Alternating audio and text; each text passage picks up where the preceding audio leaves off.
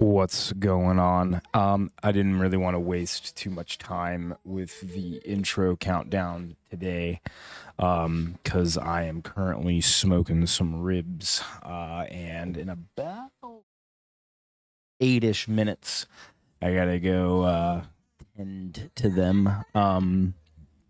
So I just wanted to get the intro out of the way sooner rather than later. I'm gonna be hopping on here probably to play a little bit of college football. I know I talked last night about wanting to kind of play some more games, and I've been having fun playing it. I think I did like a 5.5 hour stream the first time that I played it, like in a while, a few days ago, and that was awesome. I also noticed that when I was like uploading my streams, calm down, dear. Sorry. That when I was uploading my streams yesterday, I uploaded them like non-sequentially, so you didn't actually get them in the order that they were recorded, if that makes sense. So I apologize for that, but yeah, no, super excited about these ribs. Speaking of college football, I wouldn't necessarily say that I frequent social media with the intent to like talk shit or shit post in general, but occasionally I come across these gems that I just can't leave alone. And that happened today, just recently, in fact. Um, and you might be wondering what it was. Hang on, I'm gonna try this. So, what happened was I I clearly follow Washington Huskies. You can see their stuff back here behind me, right? So up until about, I don't know, 3 days ago, we'd been a Pac-12 team, or just we'll call it a Pac team for my entire life. Obviously, I'm being intentionally incorrect about my timeline here, but don't mind me while I do this. I'm going to edit my video settings real quick. But if you are familiar with college football in any way, shape, or form, you'll know that if you are a Washington State Cougar or Oregon State Beaver fan, you're not really happy with the way the most recent bit of conference realignment shook itself out. And it has been pretty frequent on Washington Huskies Twitter, Instagram, Facebook, you name it, for there to be angry Beaver fans commenting on things, which is funny, actually. I've noticed more hate coming from Beaver fans on social media than I have Washington State fans, and Washington State fans are supposed to be bigger rivals to us than Oregon State. But I guess the Beavs are just like way more PO'd about it than we are, or than Coug fans are. Sorry, who almost associated myself with Washington State. Yikes. Yeah, no, some guy was responding to an article posted talking about the Northwest Championship Series. It's not anything like officially recognized or anything like that, but it's been this like colloquially agreed upon championship within the Pac-12 between the Pacific Northwest schools, being Washington, Washington State, Oregon, and Oregon State. Right.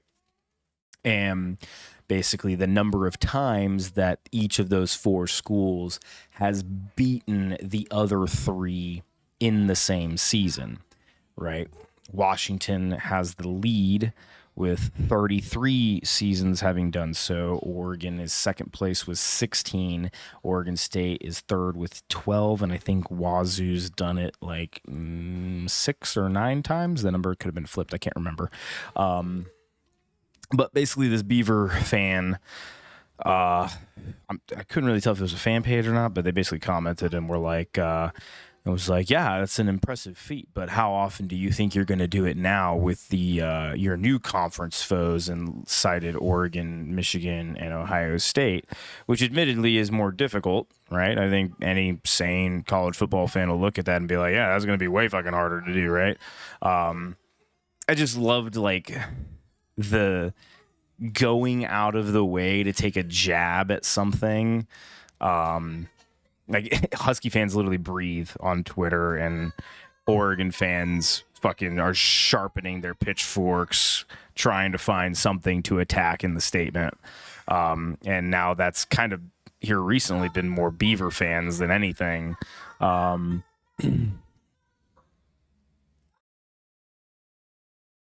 I don't know. Can you guys hear my child screaming out there? Like, I'm tempted to like mute and holler at him and tell him to quiet down. He's been like way riled up since he got home from school, but I don't want to be like, "Hey, yo, you need to chill out." But if it's not bothering the stream, then I'm not really too concerned about it, I guess.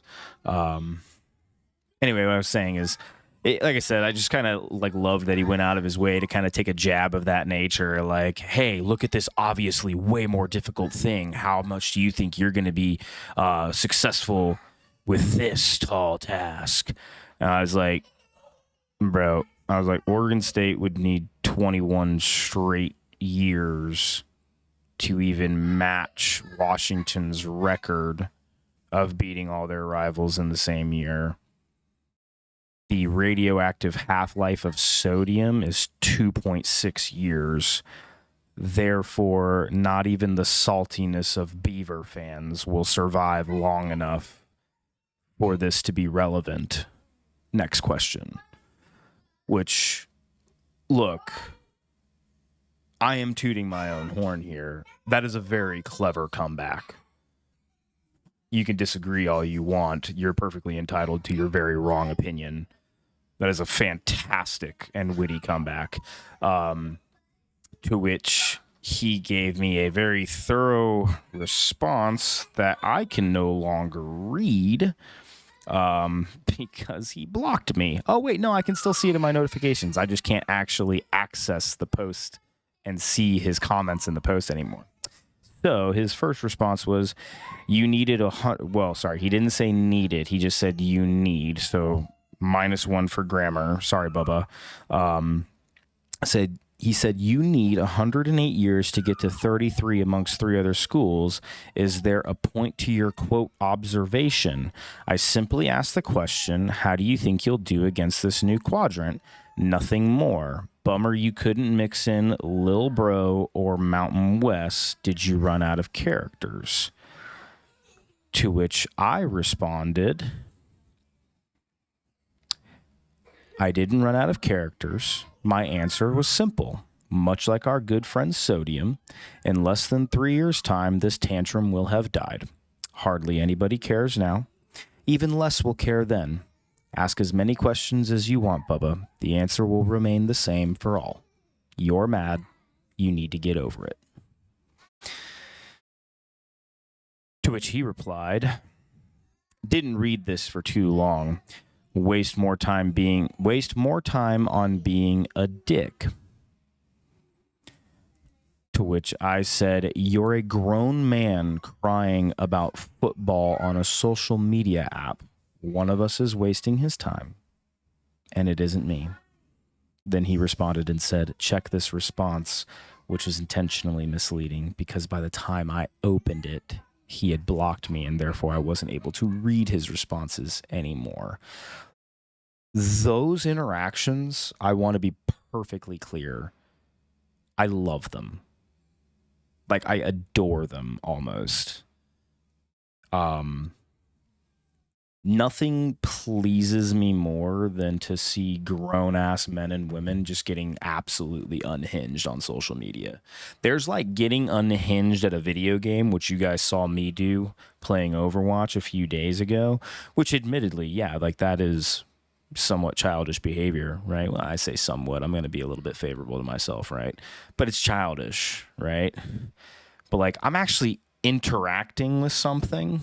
Like there's an actual feedback mechanism like that's tangible whereas conference realignment for college football, like my fandom is my fandom, right? But I have absolutely no control over anything that the powers that be dictate about my team, who they play, where they play, like none of it. Like I'm so powerless to the fact that they could literally wake up tomorrow and be like, the University of Washington now plays out of Saskatchewan. And I, as a fan, just have a choice to make. Like, am I cool with that or not? And if I'm not cool with it, what is the healthier course of action? To waste hours, minutes, potentially days of my life getting mad about it on Twitter? Sorry, X. I don't want to dead name an app. Or do I just suck it up and move on? Like, for instance, when Washington gets added to the Big Ten, like, was I overjoyed at the prospect of losing decades of tradition and rivalries and conference matchups that I grew up watching? No. But guess what? I also knew it was necessary for my team to survive in the landscape of college football moving forward. And so while I was unhappy about the change, which I guess is a sign of getting older, I'm also kind of like, bro, who cares? Like, it is what it is. I like, me getting mad about it isn't going to change it. Me getting mad about Washington changing conferences isn't going to make it any less true that we are playing an away game against Rutgers in Piscataway, New Jersey this upcoming season. As absolutely ludicrous as that sounds, that is true. Like, that's happening.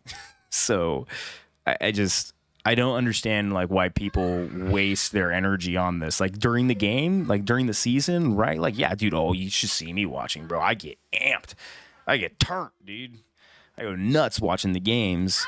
But then, like, for instance, okay, this year obviously was like a really good year to be a Washington fan. I didn't really have too many weekends where I was, having to cope with losing. But like last year, right? We lost 2 games. Which admittedly is less than, most other teams, right? But like still, like nobody enjoys when their team loses. And like I'm mad about it in the moment. And me and my dad are texting back about like coulda, shoulda, woulda kind of shit, right? And then what am I going to do? As like a husband and a father of 2 kids, am I just going to wake up the next morning and then just fucking just getting after it and ruminating and going nuts? No. Drop off for school by 7:20, bro. That doesn't change. All right. I still got to be at work, go to the gym. Like, why is this like, what is this going to change? Nothing. If this makes you feel better, which I have a pretty firm suspicion that it doesn't, right? But if it does, well, then that says way more about you as a human being, right? So let this be a public service announcement from me, obviously, wisest amongst us, right? That if you utilize social media as a vessel with which to offload negative energy, you probably need to be in the market for new vessels. Thank you for coming to my TED Talk. Dude, I have the most gnarly scab on my lip. That's a mean one. It's a mean one. I know I was telling you guys last night about oh god, asking hard questions. I'm sorry. I know I was telling you about my chapped lower lip, not lips, just my lower one, from being sick over the past like week and a half, 2 weeks. And yeah, my poor lower lip got put through the ringer. It's getting a lot better, but I have basically these 2 edges. Like I got snake bite piercings or something, and it's just kind of like, ew. Hey, what's up, dude? Say hi to the stream. Get in here. Tell him your name and say hello. Hello. Who's your name? What's your name? Bo. Yes, your name is Bo. Say, give me that Twitch Prime. Get on Twitch Prime. Hey. Hey, I gotta go make the sauces for. That's right. You just found out. All right. Hey, I'm gonna go make sauces for ribs. I don't know if you heard. But yeah, I'm gonna go do that real quick, and then I will be back. I'm gonna mute some things, and I'm gonna definitely remember to unmute when I come back. I know I messed that up last night. Hey, so unoriginal username clearly. Thanks for joining the cream team, my guy or gal, my person. Welcome, welcome, welcome, welcome. I'm gonna keep churning this shit out. I'm getting like texts for days, and I know they're work texts.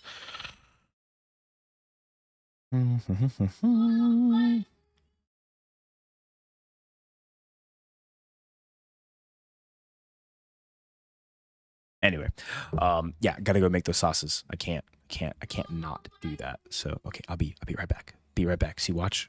This is how true everything I just said is.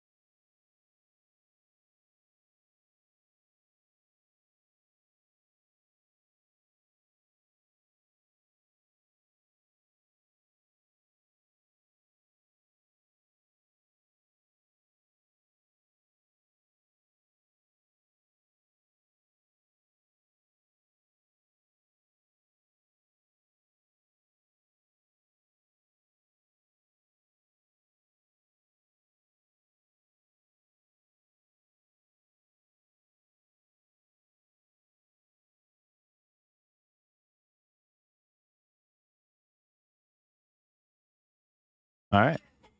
And there he is. Oh, man. Let's see, where was I? Got about just under an hour to do things, so I'm going to move stream back over here. And then...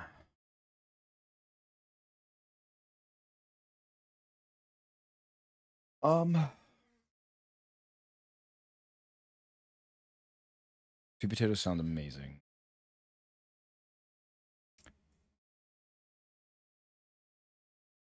I just started a timer. Got 57 minutes to go before I pull them, and then I still got them. Yeah.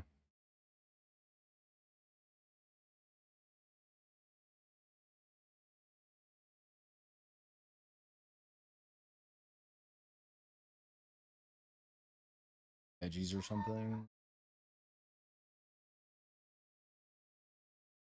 Okay. Off some heavy carbs. Hi.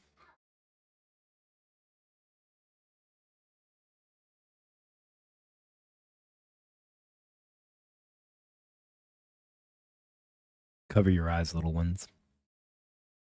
Anyway, I was saying I'm going to open the game over here. I think I need... Do I need my recruiting board open? I'm pretty sure I'm in the conference championship week, so I don't need my recruiting board. I'm going to take a peek at it real quick, though. See what I need. Don't in this case.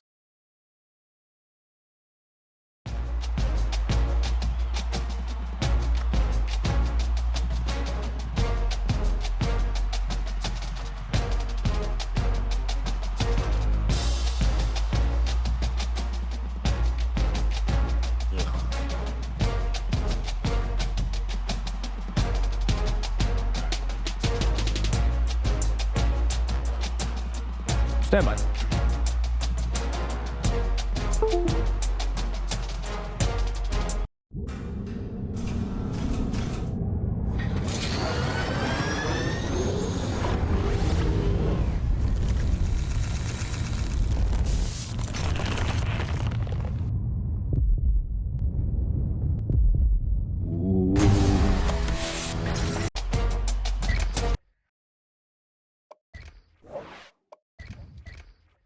That's right. Yep, we're playing Michigan.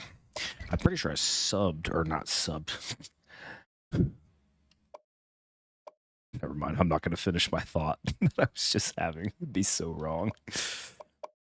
I simmed the rest of the conference championship games. So, yeah. What should I do? I think I'll go...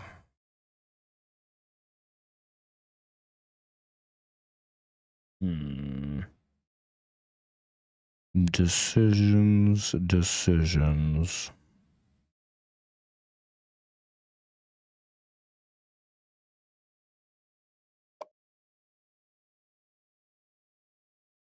to go standard uniforms.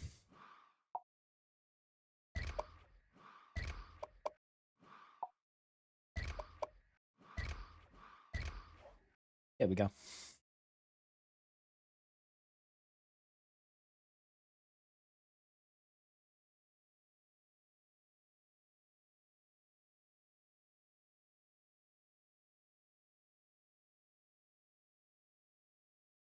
Oh.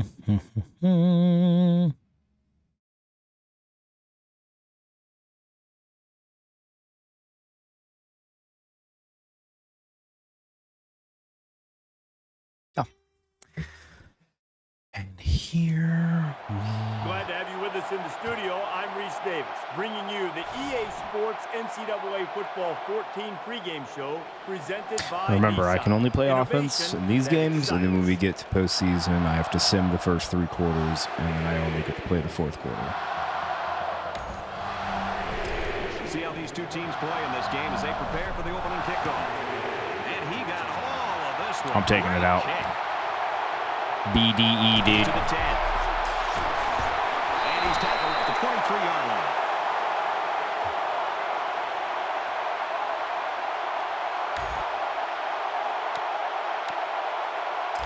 quarterback leads the team out of the field. Start on the ground. See what we got here.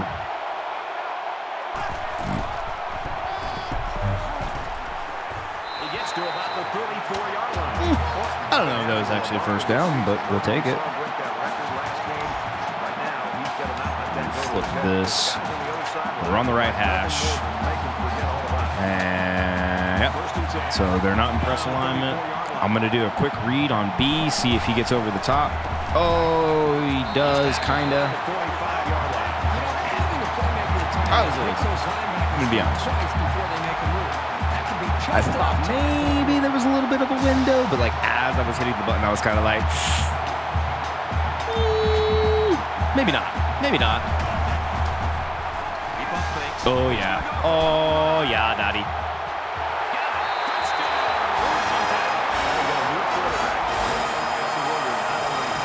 Wait, is that... What does this do to the starter's psyche?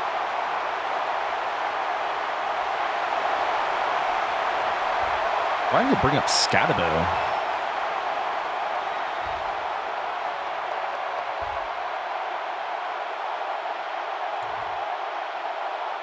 Ooh, our starting right guard out. And then starting left guard questionable. And then Turner. Oh, third string corner. Technically second. If you... Oh, Alina Martin. Do we know each other? It's going great, by the way. Thanks for asking. Of course we know each other. Been friends our whole lives. You. That's what you always say when you don't know somebody's name, right? Just go, you. I am playing some college while I was. Hang on. Why did I... That's weird. The quarterback brings his troops out onto the field for the first drive of the game. I'm not supposed to be playing defense. This is against the rules. All right. He meets the defense. That was just a case of one lineman dominating another and making the play. All right. To newcomers, the rules are simple. When I'm in regular season or conference championship games, I'm only allowed to play offense. So I just made a big no-no by playing a defensive snap. But I was paying attention to the stream, saying hi. Didn't realize I was in the wrong window, for starters. So we're going to right the ship here. Get back to what we do best. This offense threw the ball extremely well on their last drive, and they ended up with a touchdown. I love to watch a quarterback when he can really get into sync with his wide receiver. He's got to put all from his preparation to attack this defense. Right now, it's really we out here. The 10. We'll take it all the way for the touchdown. What's going on? just a great effort there. Once he had some space, he was off to the races. Why is going on?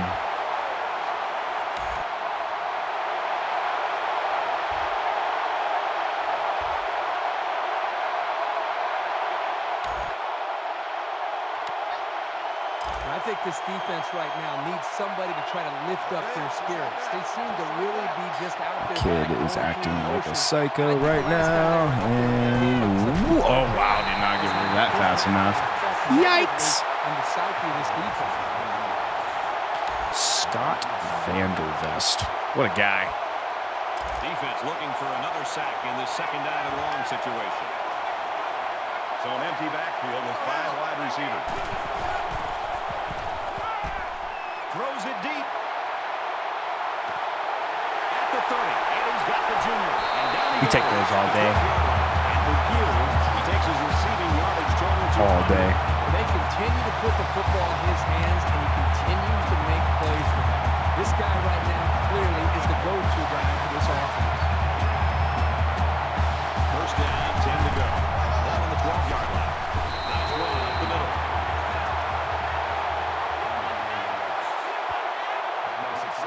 Well, thank you very much for watching for a few minutes. We're happy to have you.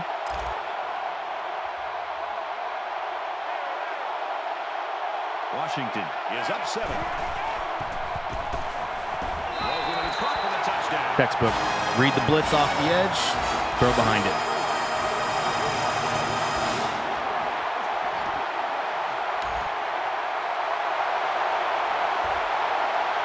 Well, thank you for the future follow, my friend.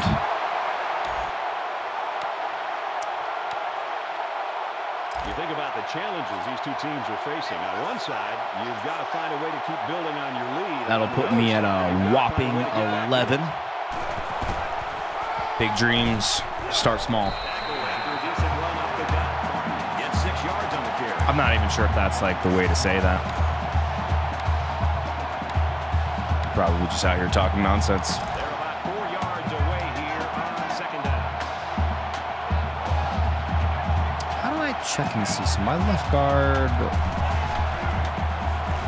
Slings it out and it gets tipped. The defense needed that one. About to move here by this quarterback. Great play that time, getting a hand. Interesting. Okay. I want something a little bit more tricky. Oh, I like this. I like this. Okay. So let's see the depth of route on this RB. Yeah. Oh! Hey, that was a very poor decision. Around the 34. And they couldn't have asked for a better time for the turnover, right, Herbie? Let's go! These earlier in the game, but better late than never.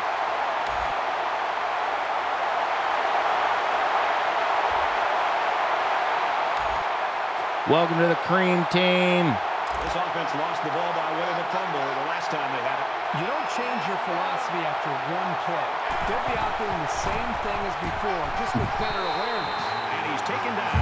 22 All right. yards. If I don't stop messing around, I might actually lose this game. From their own 22-yard line.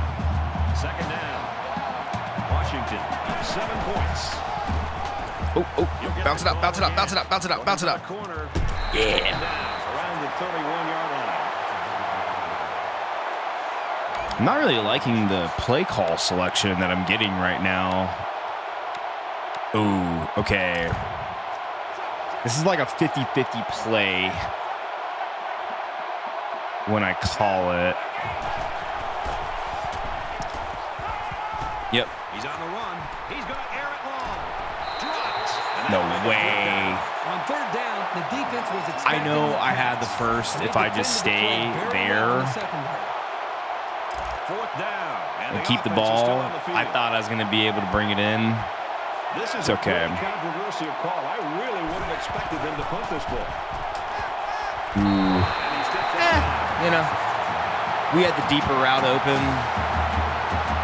I'm just happy to have the first down. Is what we're going to do.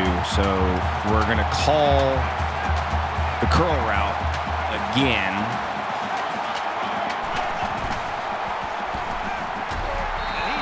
And we're going to get absolutely plastered in the backfield. Love to see it. That's his first sack of his career. The coaches say he's got it all. Swim moves, spins, bull rush, whatever it takes to get to the quarterback. 2 minutes to go in the half. He's wrapped up for the sack. And they get a nice defensive play. I think it's safe to say my left guard and right guard are both not playing right now. He was able to wrap the quarterback up for a sack. That's a good defensive Who is call. that? Buller? Fowler? Where's Dorigo? All right, check it out. Fine. Everything's fine. Four verts. That Scatabo guy that's right there in the slot is actually my backup quarterback. But none of this makes sense. And he's a gangster. Obviously, I meant for him to be out there. Come on, guys. Come on. Come on. Why is he wearing those cleats? Why? From their own 47-yard line. First down. Washington is up by a touchdown. Go, go, go, go, go, go, go. Incomplete. That was a heads-up play by the corner, but it would have never happened if the receiver would have come back to the ball instead of waiting for it to fall into his lap. This is the ninth play. All right, we're going to keep it on the ground for now.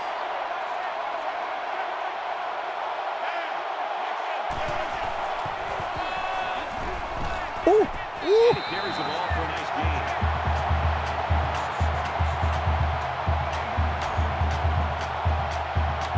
If anybody's curious, yes, it does bother me that my starting running back's number is 49. This is not a common number to have these days.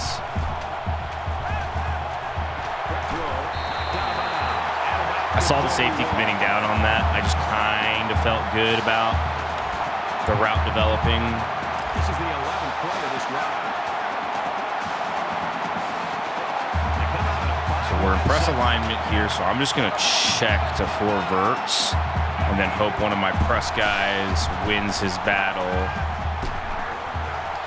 Oh, Well, the Stokes. execution here is very good by the offense. The quarterback did a nice job of reading the defense, put the ball in a position to be able to make the catch. The problem is the wide receiver did not focus and concentrate and hold on to the ball. To new viewers, this play call is one of my favorite. It's second down. So the backup running back's going to be on a little like pitch route out of the backfield. I'm going to slide left in the pocket. I'm going to draw one of these linebackers away from his route, leaves him open every time. Boy, was he drilled. Or I just run right into them. Yeah, he's going to feel that one too. Or I just run right into them. They stacked the box. I should have known. This is going so terribly. Play of this drive. So is it They'll spread the field here. Let's see what the Lena defense does Martin? with the 5 wide out. Alina Martin? Help me out here. Down in the open field. This guy's got the combination of smarts and reliability that makes a receiver really dangerous. No wonder he's looked to on 3rd down. We've got a 1st and 10. Ball on the 17-yard line. Washington is up a score. Gets it out in a hurry. Throws to the halfback. Touchdown. Don't throw that ball. Don't ever throw that ball.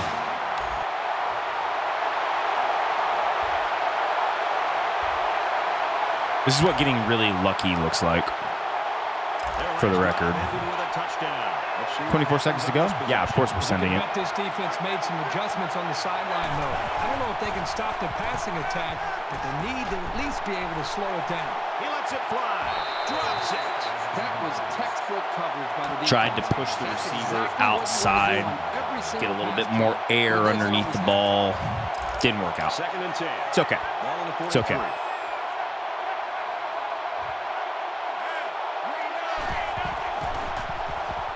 He pumps once, and he tackles him hard. The 47-yard. Huskies will lose their first time out of the half. You can't take sacks like that as a quarterback. You just can't. If you can't find a receiver, get out of the pocket and throw the ball away. Okay, press alignment on the outside. Pugh has to win this one-on-one. He airs it out. Missed it. Pugh was the intended receiver on the play, so they couldn't pick up the long yardage, and now they'll have to punt. It's a good hold by the defense on 3rd Shamunt, down. Now they're my punting guy. to We're a sending chance to it make something again. happen. So they're 6 seconds gonna on the go clock. for Why it. wouldn't I? This is kind of a surprising call right here by the coach. This is an obvious punting situation. He gets Oh, a yeah. pump fake. Oh, Deep, yeah. deep. Oh, yeah. Quick strike, and it's caught for the touchdown.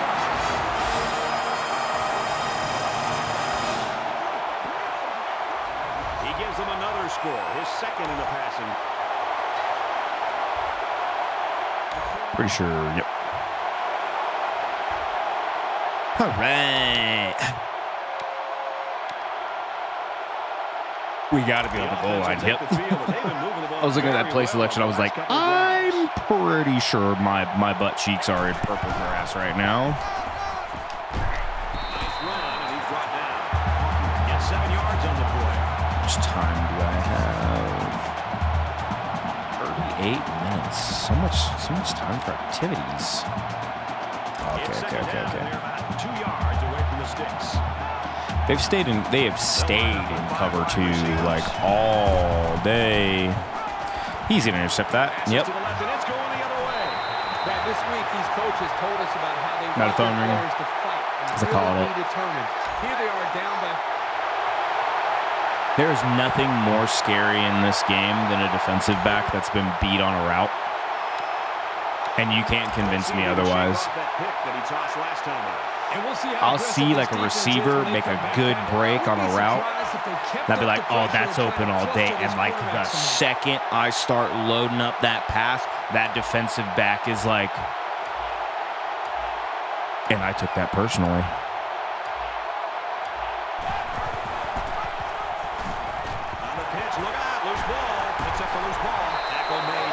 I am making some terrible decisions here.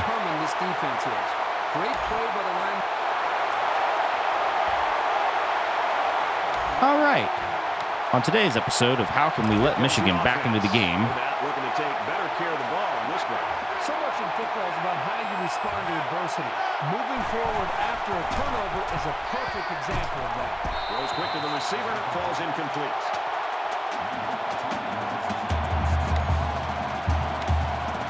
All right, we just need to make this simple. 25-yard line. Second down. Washington is up 7. Throws this one out to the right. And they'll bring him down around the 36-yard line. Dumb down the play calling. Like, I need to stop trying to get freaking cute with it.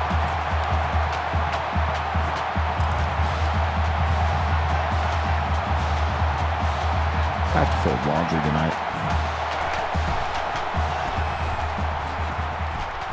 Nice run there. Way to stay home. He's around 6 yards on the run. Linebacker was having none of my bullshit there.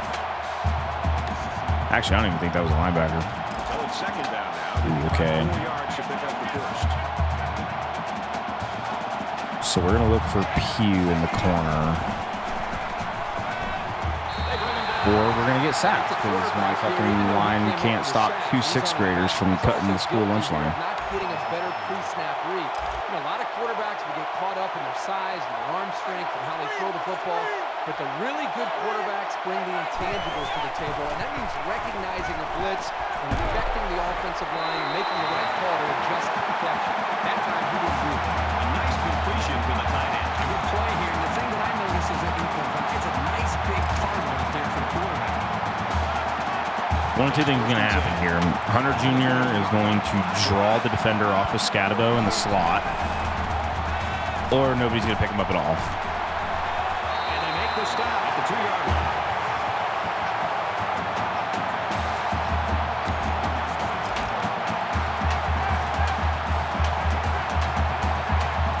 Let's get Thornton in the end zone, why don't we? Touchdown, Huskies.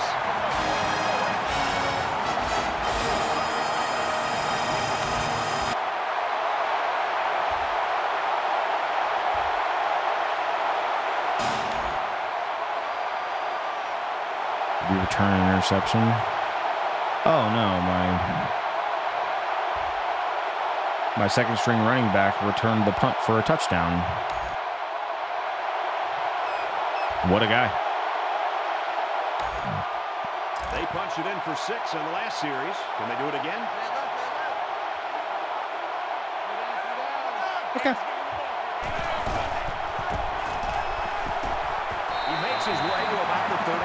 He really showed some good speed there. I'll tell you, no question. When you talk about being able to turn on the Jets and leave everybody in the dust, you have to mention this young man. He's got skills, but his speed is what the pro scouts are drilling on. Just under 3 to go in regulation. And he's tackled around the 48-yard line. And that'll be a gain of 10 by the running back. It's second down, and they're about the length of the football from the first down marker.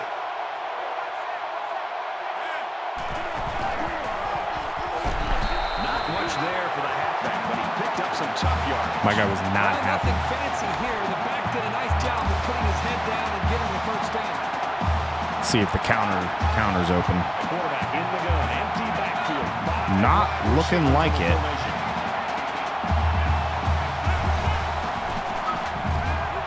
See ya. Finds his receiver, touchdown.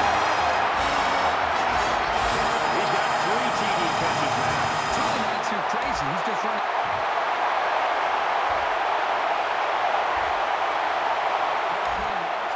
Both teams are playing out the stretch here. You want to get experience for guys who normally don't get in the game and try to avoid injury. You block. Yardage on that You pushed him right into me, my guy. Come on. It's 2nd and 6. Ball on their own 35.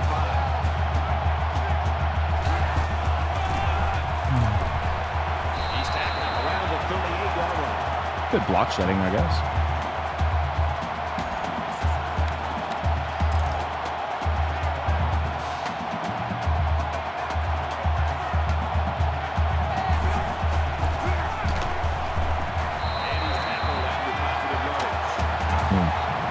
I'm going to be right back. I'm going to go turn up the temp on my smoker real quick. Walk with Christ.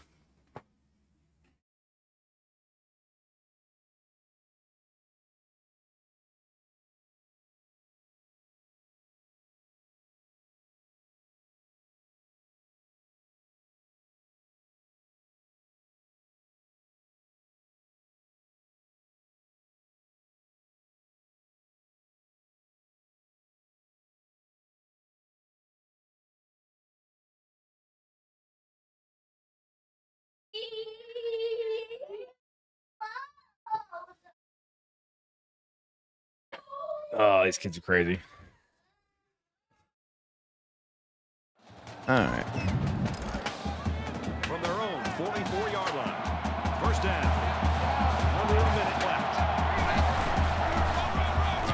Dude, how many times are my blockers going to just push the guy directly into me? Like, it's like, hey, I really understand this is like my only job, but would you mind terribly if I just yeet? Well, that's a great job by this offense. Defense. All right, we got time for like 1 or 2 more plays. Bet. Pick up the first down and allows them to continue to work this. If they die, they die.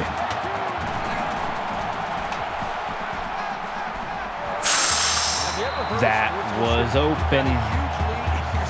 Safety did not jump on the route. Not happy.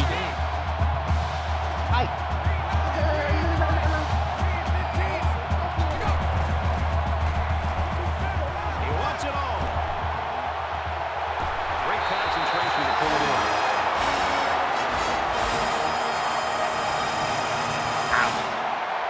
Clock keeper, just keep it moving for Kirkland. Where do we want to get out of here?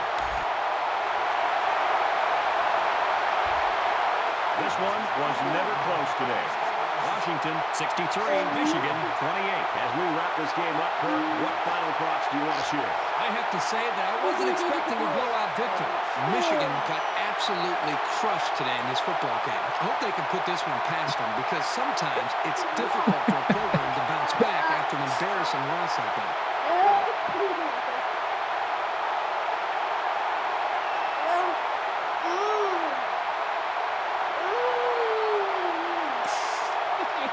Noogie. Noogie, noogie, noogie, noogie, noogie, noogie, noogie. All right, get For the out. Huskies, they remain undefeated. Get off my arm. For the Wolverines, No, this will get also off my put a arm. damper on what's been a great year.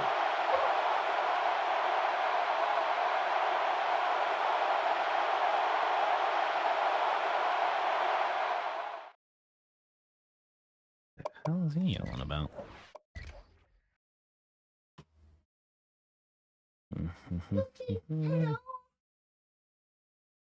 Hello. Hi, please stop hanging all over my arm. I would greatly appreciate it. Bro, that was gross. There's kissing. You slobbered all over my arm. Oh, Yes.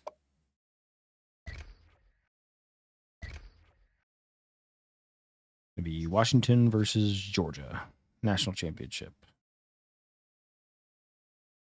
Before the playoff, that is.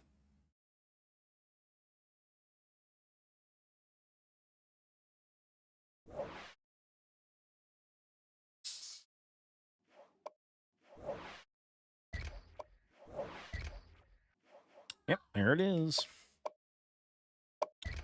Let's see what the new polls look like. BYU, I still can't get over that. Notre Dame But because they're not a conference champion, they will not get a first round bye. Time to join conference. BYU won't make it either, so then it'll go all the way to Florida State? No, because they didn't play in their conference championship.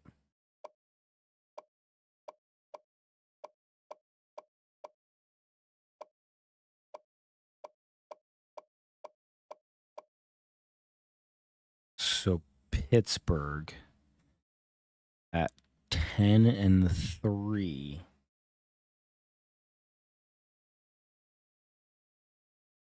is going to get in if this is accurate. Yikes.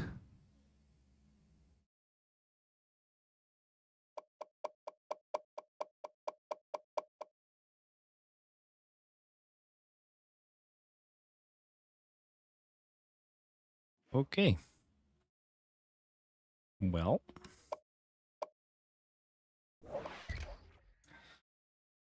as entertaining.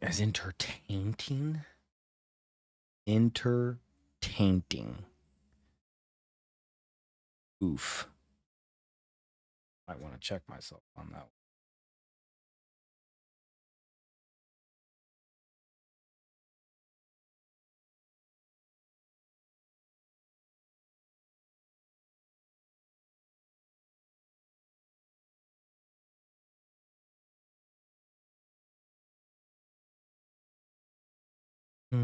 Do I keep playing football or do I switch to something else is the question.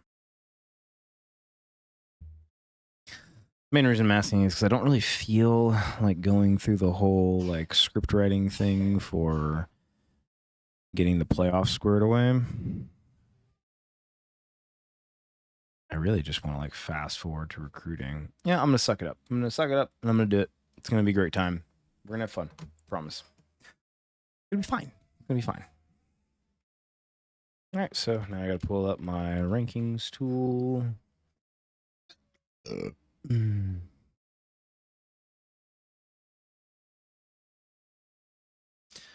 the stream up here. We're gonna go to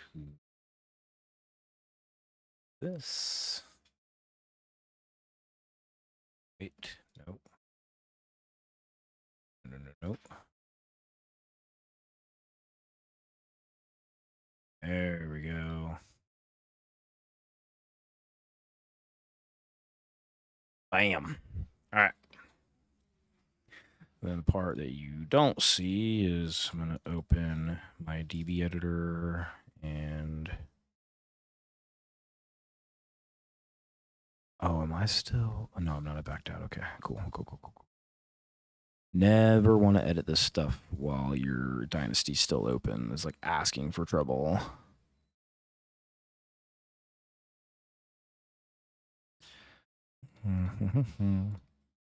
But anybody that's never watched me do this before, basically I am utilizing a tool, third-party made, not me. I'm not that talented. So I have no intention of stealing anybody's thunder. This is made by Rise Ryan, very prominent figure in the CFB Revamp Discord.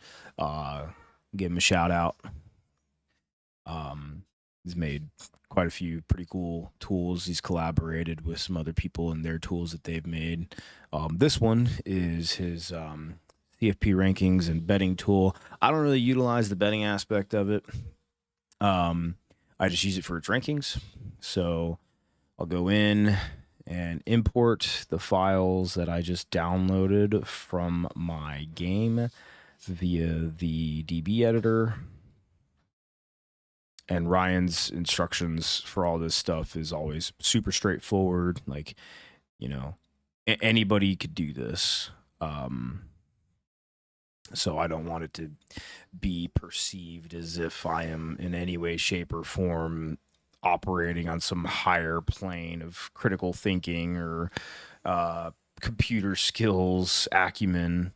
Ryan is the one that deserves all the credit in the world for making this.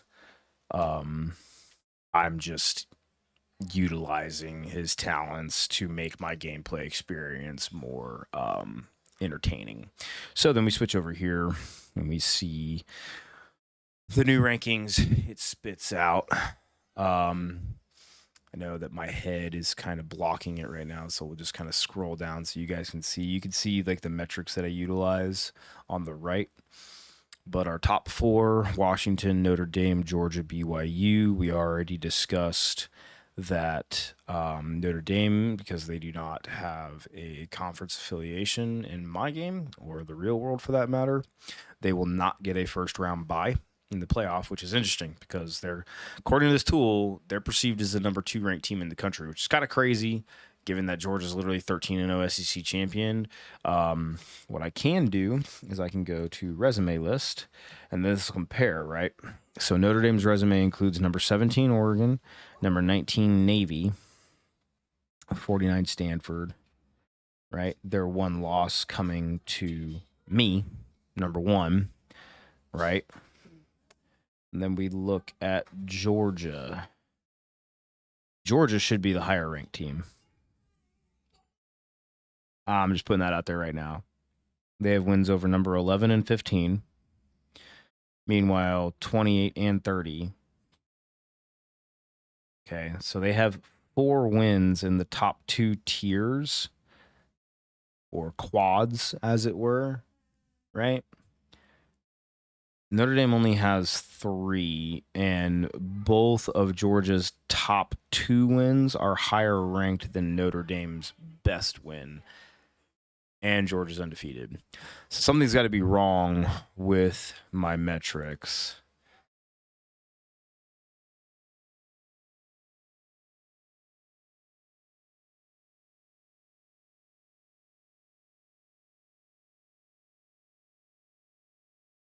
So let's go back over here and see.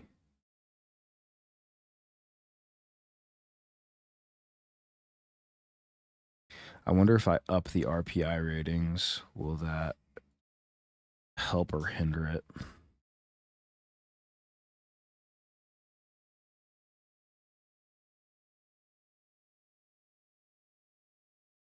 It did absolutely nothing. The tool really, really likes Notre Dame for some reason. I wonder what I could change. Eye test.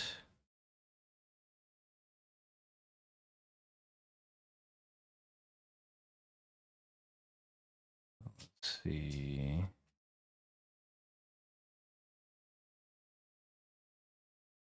RPI rank. Georgia is ahead. Strength of record. Georgia.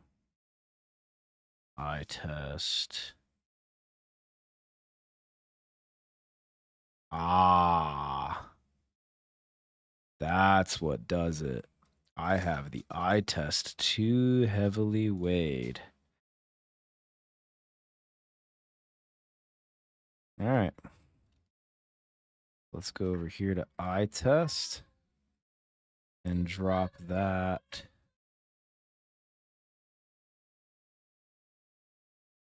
to a 6. See what happens there. You have an inkling that that's going to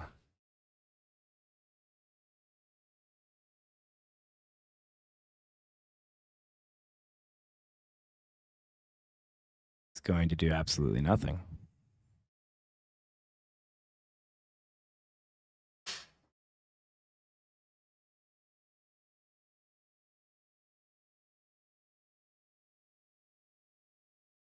There we go. All right. That looks way better. Toledo gets in. Oh my God. That means Toledo is going to get a first round bye over Pitt. Right? So here's your thing. Conference standings. Cal and Pitt. There's your divisions right there. It's not very clean. the way that it separates them, but it's pretty easy to see, right? Once you get down to SMU at 2-10, and then all of a sudden Pitt's 10-3, that kind of tells you where the line of demarcation is, right? So Pitt is your ACC champion at 10-3.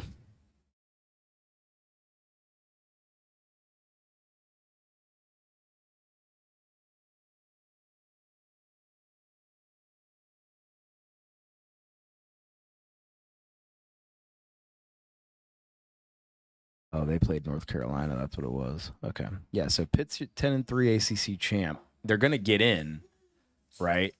Because if we go over to rankings, it'll show them in the top 12, if I'm not mistaken. And because Toledo's getting in as the 4th, then my tool follows the newly approved format, by the way, official as of today, 5+7 model for the 12-team playoff. So the 5 highest ranked conference champions, right? Which a lot of people tend to refer to that as the power 4 now, the core 4, whatever you want to call it, plus the highest ranked group of 5. But the actual terminology is the highest ranked 5 conference champion, or highest 5 ranked conference champions, right? With the highest 4 ranked among the 5 getting the first round bye. So in this situation, we go to the MAC, where Toledo is sitting at a whopping 12-1, having overcome Buffalo, right?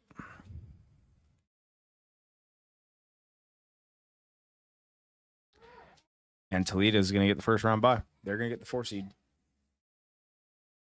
So it'll be Washington, Georgia, BYU at the 3 seed, and then Toledo's going to jump all the way from 8 up into the 4 seed, pushing Notre Dame down to 5th. So let's see if we can get a better read on this. So that means that Notre Dame is going to be at 5 and will play Michigan. That means that Wisconsin will then drop to 6th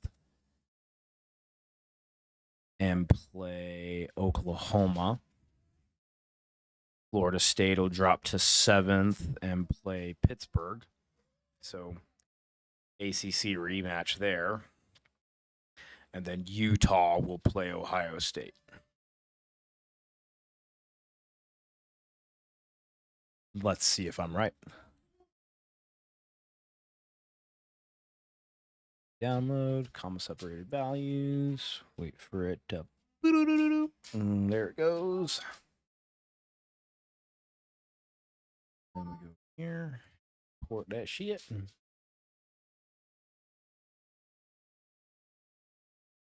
Desktop to overwrite the team file up there. 29 in the file to desktop. We go over here. And now we're doing playoff tool. Yay! I want to say this is another Ryan product. Please forgive me if I'm wrong and I am misremembering here. But like I said, this dude, yep, Rise Ryan, right there. Boom. And apparently Jesus Christ as well. What a guy. So this is playoff tool. Now we have to go import all of the files from the game that we'll need for this tool. That'll be your schedule file, your bowl file, and your team file. Most important part being the team file that you exported from the rankings tool, going into this because you want the most up-to-date rankings, right? Okay. So all that's done. Playoff bracket. Not all the teams' logos populate. I apologize. But 9 versus 8. Ohio State versus Utah. Like I said, Michigan and Notre Dame in the 5v12. Florida State, Pittsburgh, 7-10. And Wisconsin, Oklahoma, 6-11. Washington, Georgia, BYU, Toledo. Imagine that. Absolutely nutty. All right. Now we go over here and we export our schedule file and our SGen. SGen is always blank.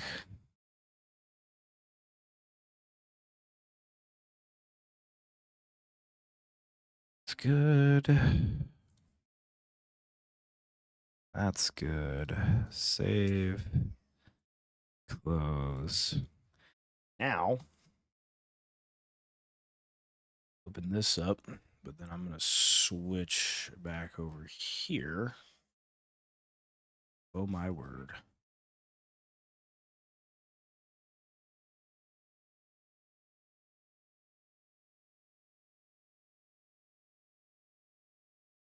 There we go. When I open this, it should have me playing some random mumbo-jumbo team. Air Force, right? That's not happening. So then we go filter to just the top 25 because that'll make it easier. So then right there, Michigan, Notre Dame. As promised. Sim it. Notre Dame, proving that they deserve to be up there in the top 4. Pittsburgh, Florida State. There's a conference rematch. Florida State takes out the ACC champ. I'm interested to see this one. 9-3 Ohio State versus 10-2 Utah.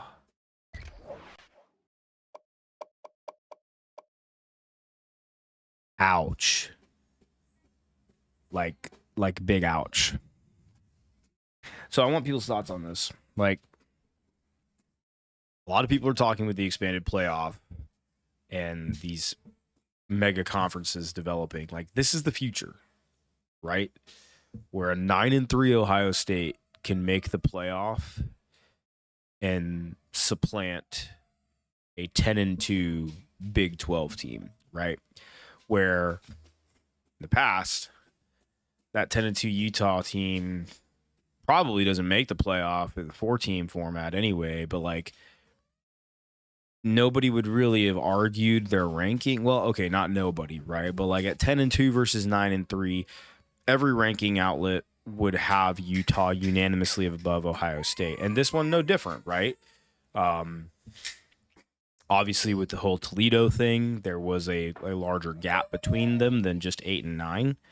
As you can see, Utah was 7, Ohio State was 9 here. But, like, this is a very real possibility. Like, this is going to happen in the future. Like, we are going to get a 9-3, maybe if they continue to expand, an 8-4 team, go to the playoff, and take down somebody with double-digit wins. It's going to happen. Like, book it right now. And, like, we as college football fans, like, have to decide if we're cool with that. Because I think a lot of people have a skewed interpretation of what is actually going to transpire as playoff expansion unfolds.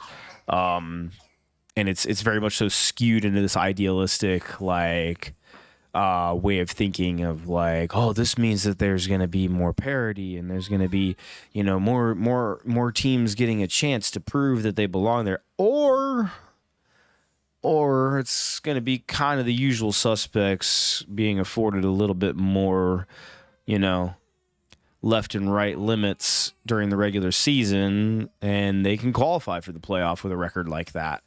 And next thing you know, 9-3 is the new 10-2, and a 9-3 Ohio State, which is going to always recruit top 10 nationally, right? I mean, don't never say never, but like think it's pretty well inside the realm of possibility that it's going to be a very long time before we see Ohio State dip underneath that, right? So you're going to have what is more than likely going to be a top 5 to top 10 talent roster nationally. And just maybe because of how difficult the Big Ten is, right? Like Ohio State maybe just has an off year. Maybe it's like this past year, right? Offensive line isn't really meshing well, and then now you don't have a generational talent under center with a Justin Fields or a CJ Stroud, right? And you can't push over, which I believe a lot of people are being revisionist too. I mean, Ohio State was 1 win away from playing in the college football playoff. I think a lot of people are misinterpreting the 3 straight losses to Michigan as like Ohio State is somehow incinerated and gone to the woodshed. And it's like, no, Michigan just, literally put all their chips down and invested 100% of their energy into beating Ohio State and therefore elevating themselves to national title contender status. Everybody responsible for that's gone now, for the most part. I'm talking about the University of Michigan, that is. So don't be shocked if you wake up this time next year and we live in a world where Ohio State really didn't go anywhere. Anyway, I digress. We'll continue with the Sims. Next one we're looking for is Wisconsin versus Oklahoma. There's another one, 10-3 versus 10-2. What's finna happen? Oh, there it is. Wisconsin, getting it done. All right. Cheese curds for the win. Now, I'm not going to switch over to the playoff bracket for this one. I'm just going to go ahead and get the edit done real quick. So can't see it, obviously, because I just told you I'm not going to show it. Not because I'm trying to hide anything or be deceitful. Do the math. You guys saw who won the games. It's just switching back and forth between video sources is going to be somewhat exhausting. So all I have to do now moving forward is import and export a new schedule file every round of the playoff. The SGen file stays blank the entire time, so I don't need to touch it. It's good. It's solid. So schedule file is imported, new bracket. So Washington is playing Ohio State because Ohio State was the highest ranked.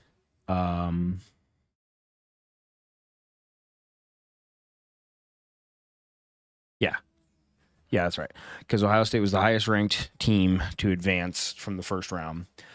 Georgia gets Florida State. Where are my Noel fans at?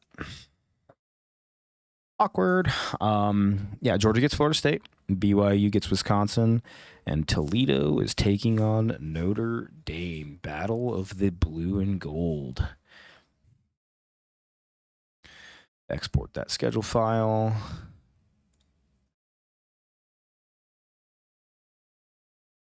Import it back into the editor. Save. Close.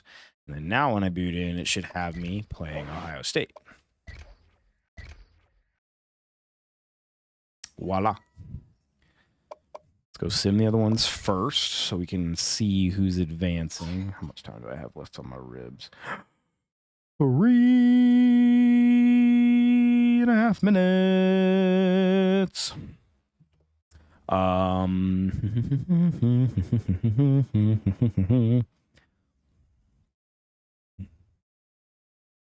Sorry, I just got a work text.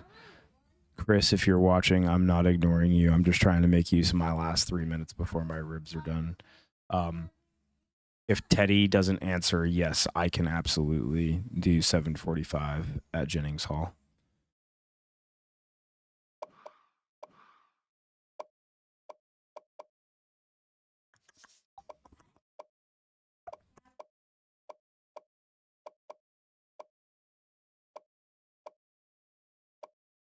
Where are these games at? Oh, there we go. Sometimes it does that. It like buries them like way deep on the schedule. You gotta go hunting for them. Oh, the Knowles did it. Florida State just upset Georgia. This is not a drill. Will it continue? Because technically, like I guarantee you, if I go in the friggin' betting odds, Toledo is not favored in this game. So let us see. No, Notre Dame absolutely fucking waxed them. Wow. Jesus Christ. Wisconsin versus BYU.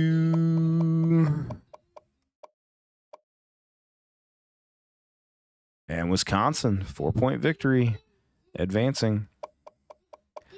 Let's go see what the Buckeyes are cooking. So I always play a ooh, that'd be neat. Yeah. Let's do that. Who's texting?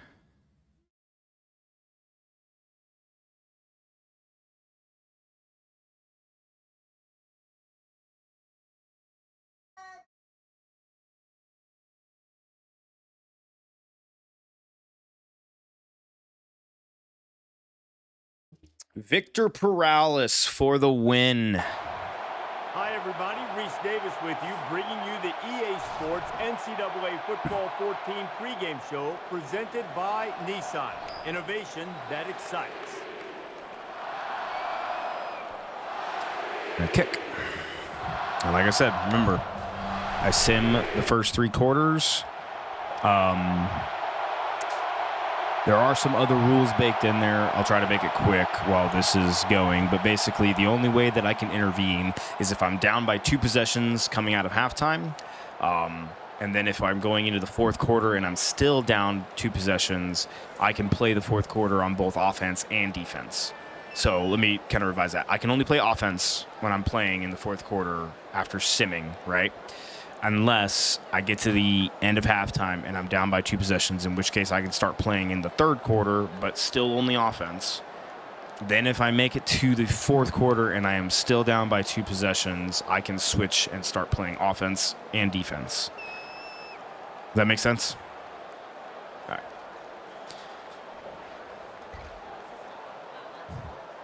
Oop. Timer just went off. I should have enough time. Oh, my Lord. It does not look like I'm going to need to be intervening at any point.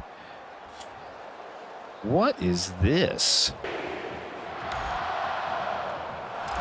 There's no way this is the Ohio State team that hung half 100 on Utah.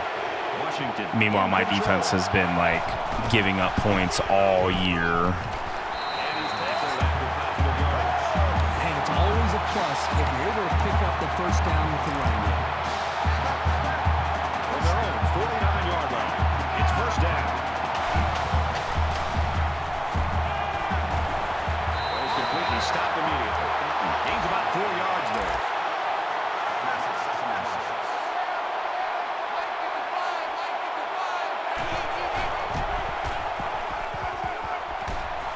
Has it to the senior. Around the 31-yard line. Big chunks like that, you've got the defense right where you want it. From the 31-yard line. First down. They'll line up with 5 wide receivers.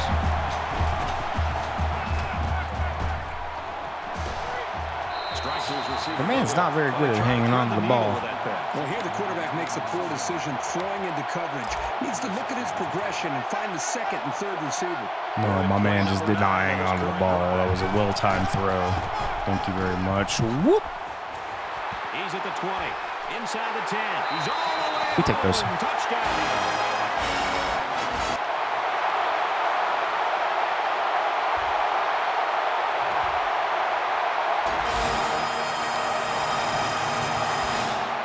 Teams are playing out the stretch here. You want to get experience for guys who normally don't get in the game and try to avoid injury. He's taken down around the 41-yard line. 2nd and 9 coming up here. Ball on the 41. Our backups are in. And he makes it out to about the 44-yard line.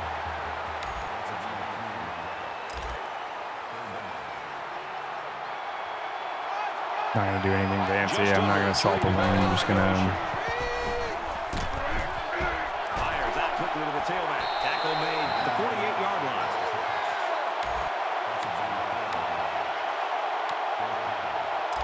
And it's the offense that takes the field on 4th down.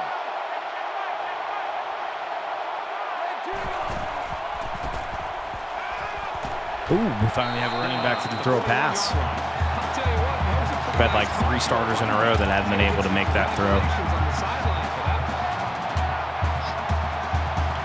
Kirk Jones, the offense expandeth with you. And he hits him hard at the 32-yard line. It's 2nd down, and they're about Just 2 gonna run it out. yards away from the sticks.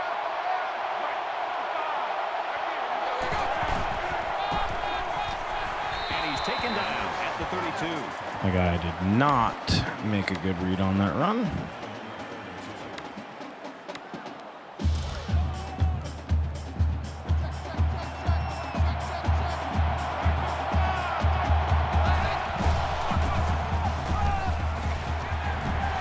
Makes it out to about the 23.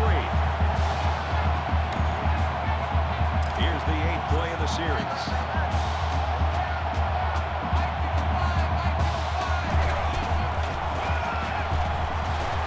Inside the 10, and he's tackled at the 5-yard line. And that's their 3rd first down of the drive. The defense needs to figure out a way to stop them, or else they're going to have no problem putting points on the board. It's 1st down, and they'll be looking for 6 points here.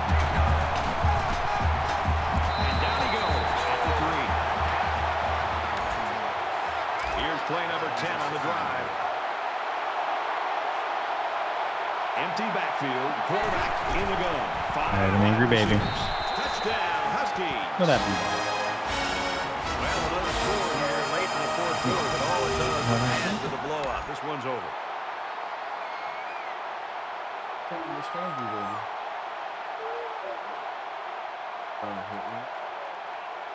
Go, Thomas George. Come here. Okay. Did he say sorry at least? Okay.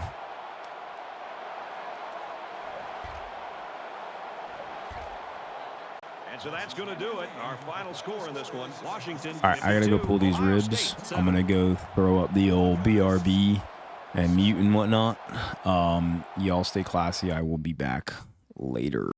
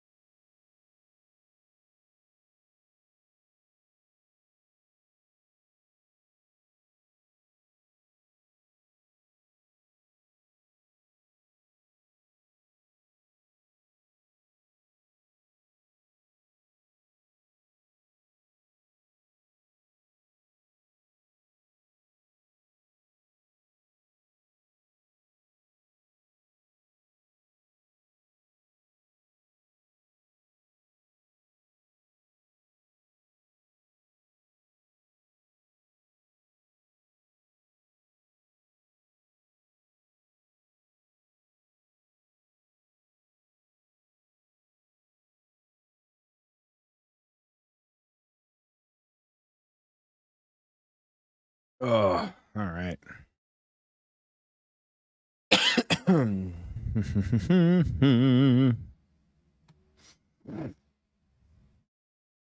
Yeah.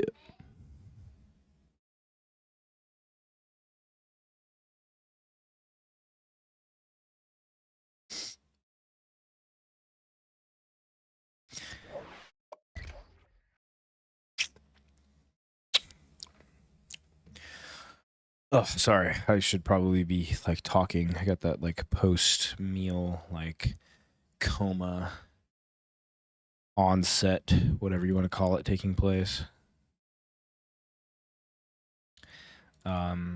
Dinner was delicious. I smoked 2 racks of ribs, 2 different seasonings and sauces each. And then Bree made some homemade mashed sweet potatoes and mac and cheese for the kids. I just had the sweet potatoes and ribs. What am I doing? Okay, there we go.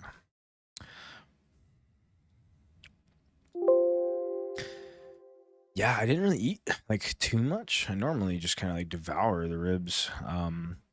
And I was craving them like bad yesterday, but I forgot the boys had occupational therapy, so I didn't have time to fully start them, and I we ended up ordering chicken wings because I asked the boys what they wanted for dinner, and they were like chicken wings and chips, and I was like, I can always do chicken wings, bet, boom, ordered them, and I'm like eating them, and I'm like, I'm gonna pay for this tomorrow, like for sure, and sure enough. Wake up today and I'm just like lacking appetite, just kind of like lethargic. I don't know, just eat like shit, feel like shit, you know.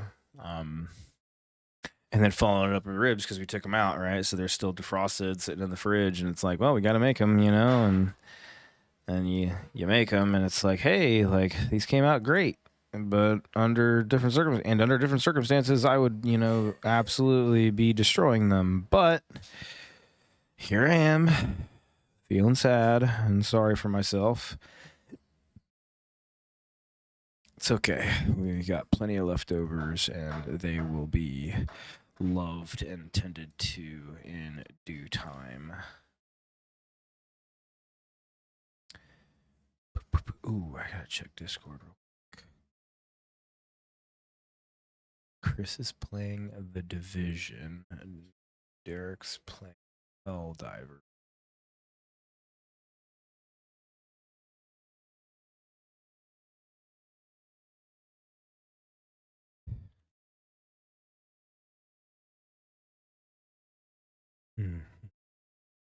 Send Derek a little message, see if he wants to chat. Let's see if...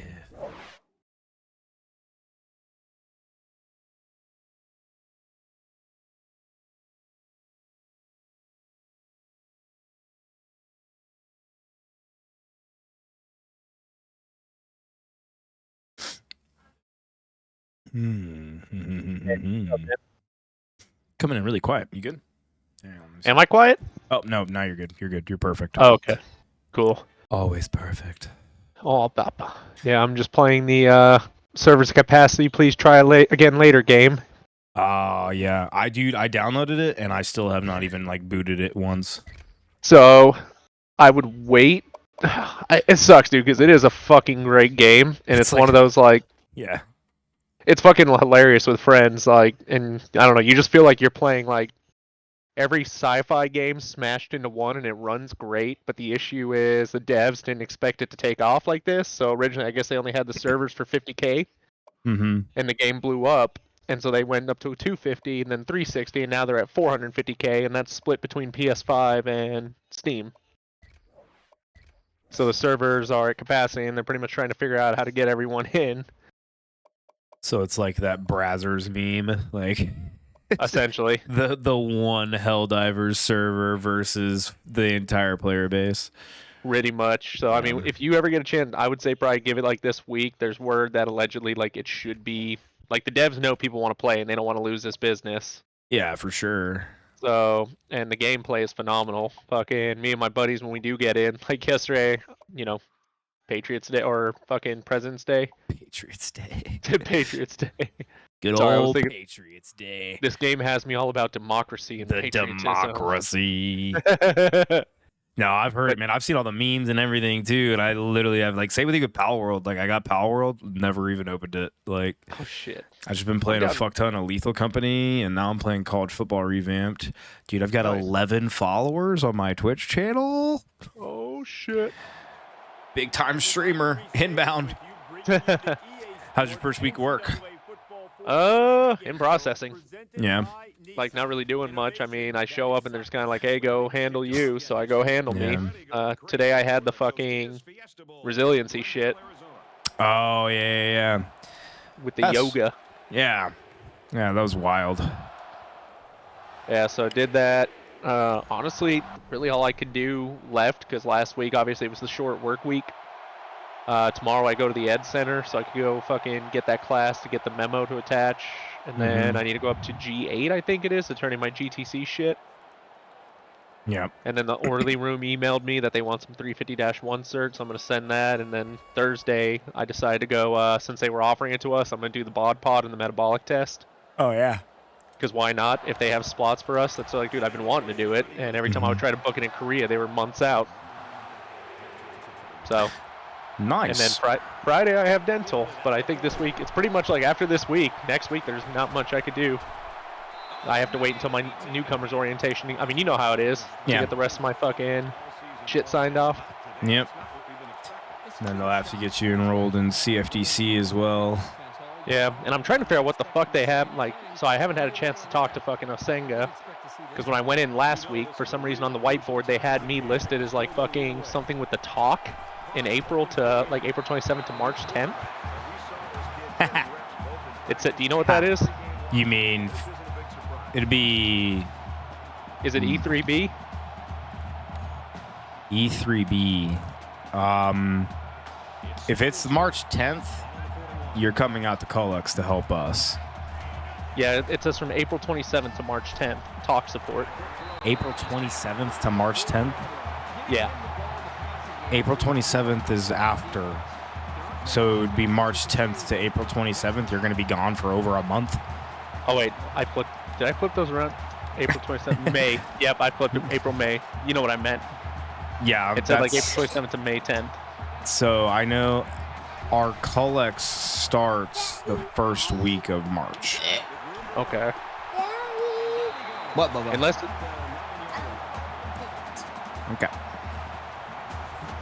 they fucked it, but I'm trying to figure out what that talk support is. I don't know if it's like an EFMB. You know what I mean by E3B, like EFMB, EIB, all that. So I don't know if it's like something for that. I don't know.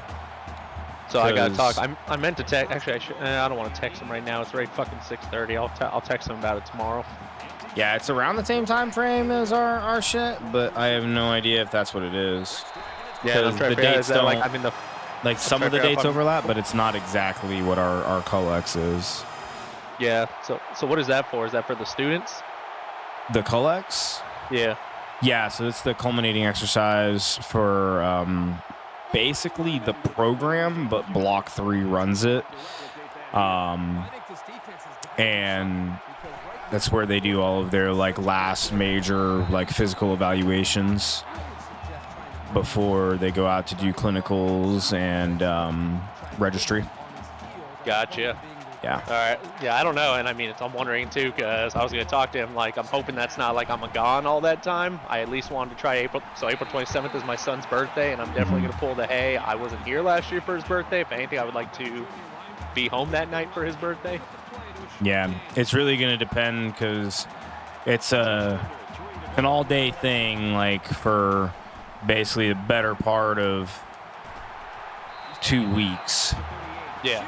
So it's like 8 to 10 days, depending on how big the classes are. This one's going to be a little bit shorter because we only have like 22, I think, that are going to get there with us. And then, so what does the talk even do for all that? So the intent for the talk is to basically be like a command and control.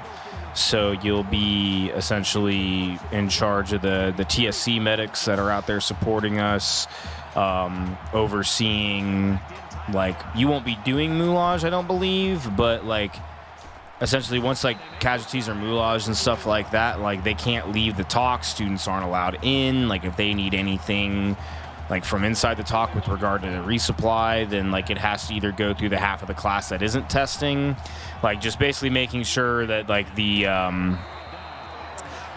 integrity of everything is like maintained. And then like for our talk operations for like sticks, they will log grades digitally.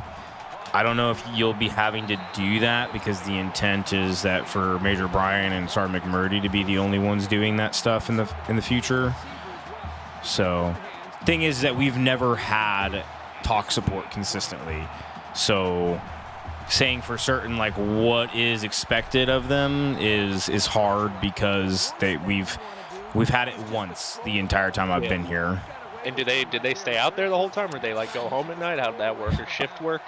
They basically, you had a day talk shift and then a night talk shift. So whichever one you were on, you did it till a certain time frame and then went home.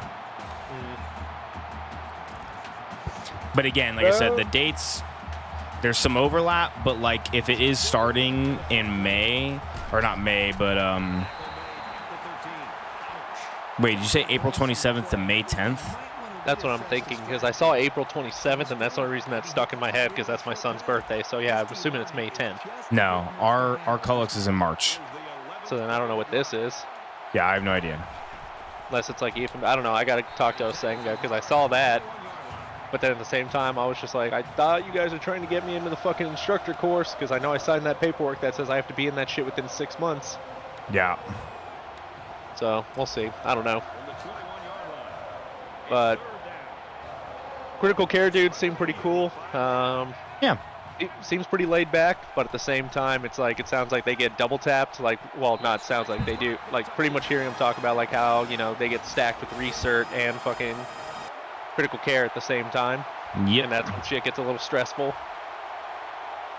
But it seems like generally, I mean, they have a 7:30 show, and they're usually, they say out, they try to get out of there by 15, based on whatever the students need. They said they usually knock out sims in the morning, and then one of them will stay behind, like they'll rotate, one stays behind for study hall, and then the rest go home.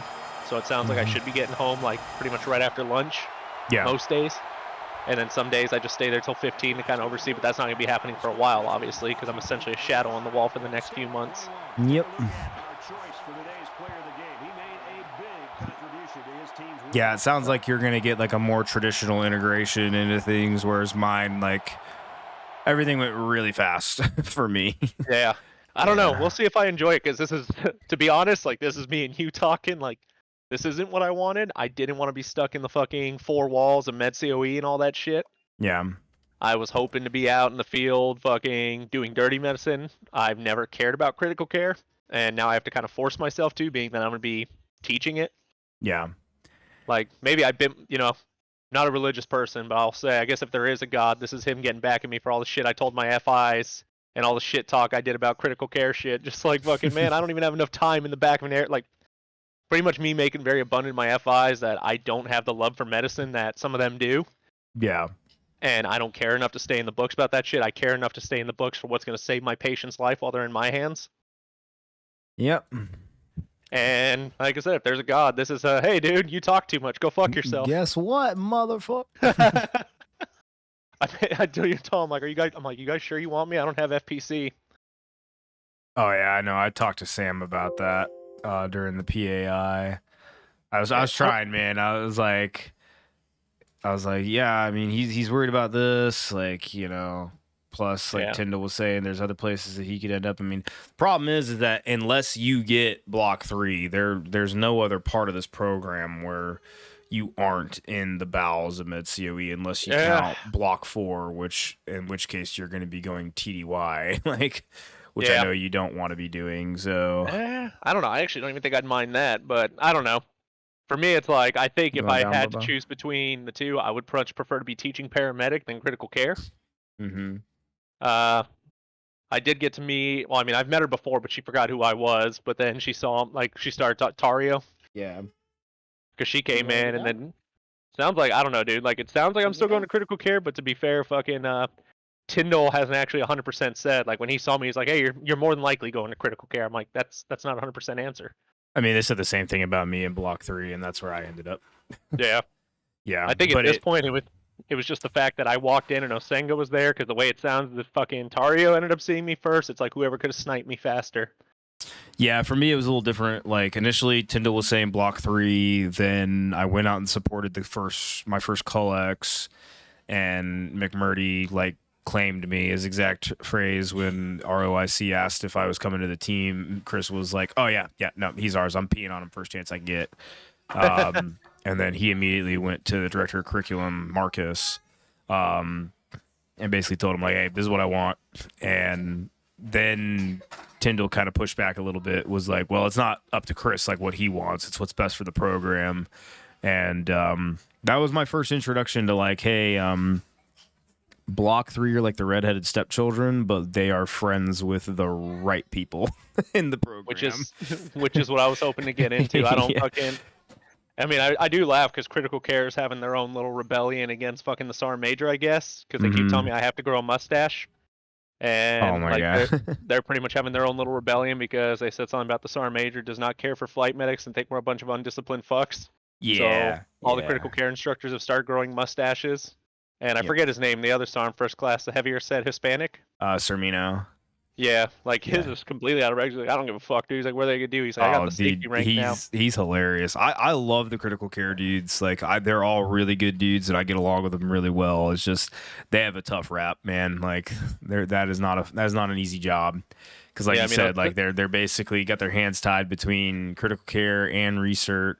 Sometimes they end up operating simultaneously, and like their off time is very inconsistent to non-existent. Like yeah, it does sound like, at least I will say, like the loose like me just trying to figure out, because I mean I guess they're literally just leaving me alone for in processing. Mm-hmm. Because I mean, even right now, like they're just like, yeah, showtime is around 7:30, like give or take. Like I know Senga said he prefers us there. He's just like, hey, during he's like, when there is a class, I do like the guys coming at 7:30 plus or minus 5 minutes type deal. Mm-hmm. Just that way you have time to kind of like, double check your shit, get it in order, because I'm assuming class starts at 8. But I know when I came through here through research, they were still kicking us out by 15. So yeah.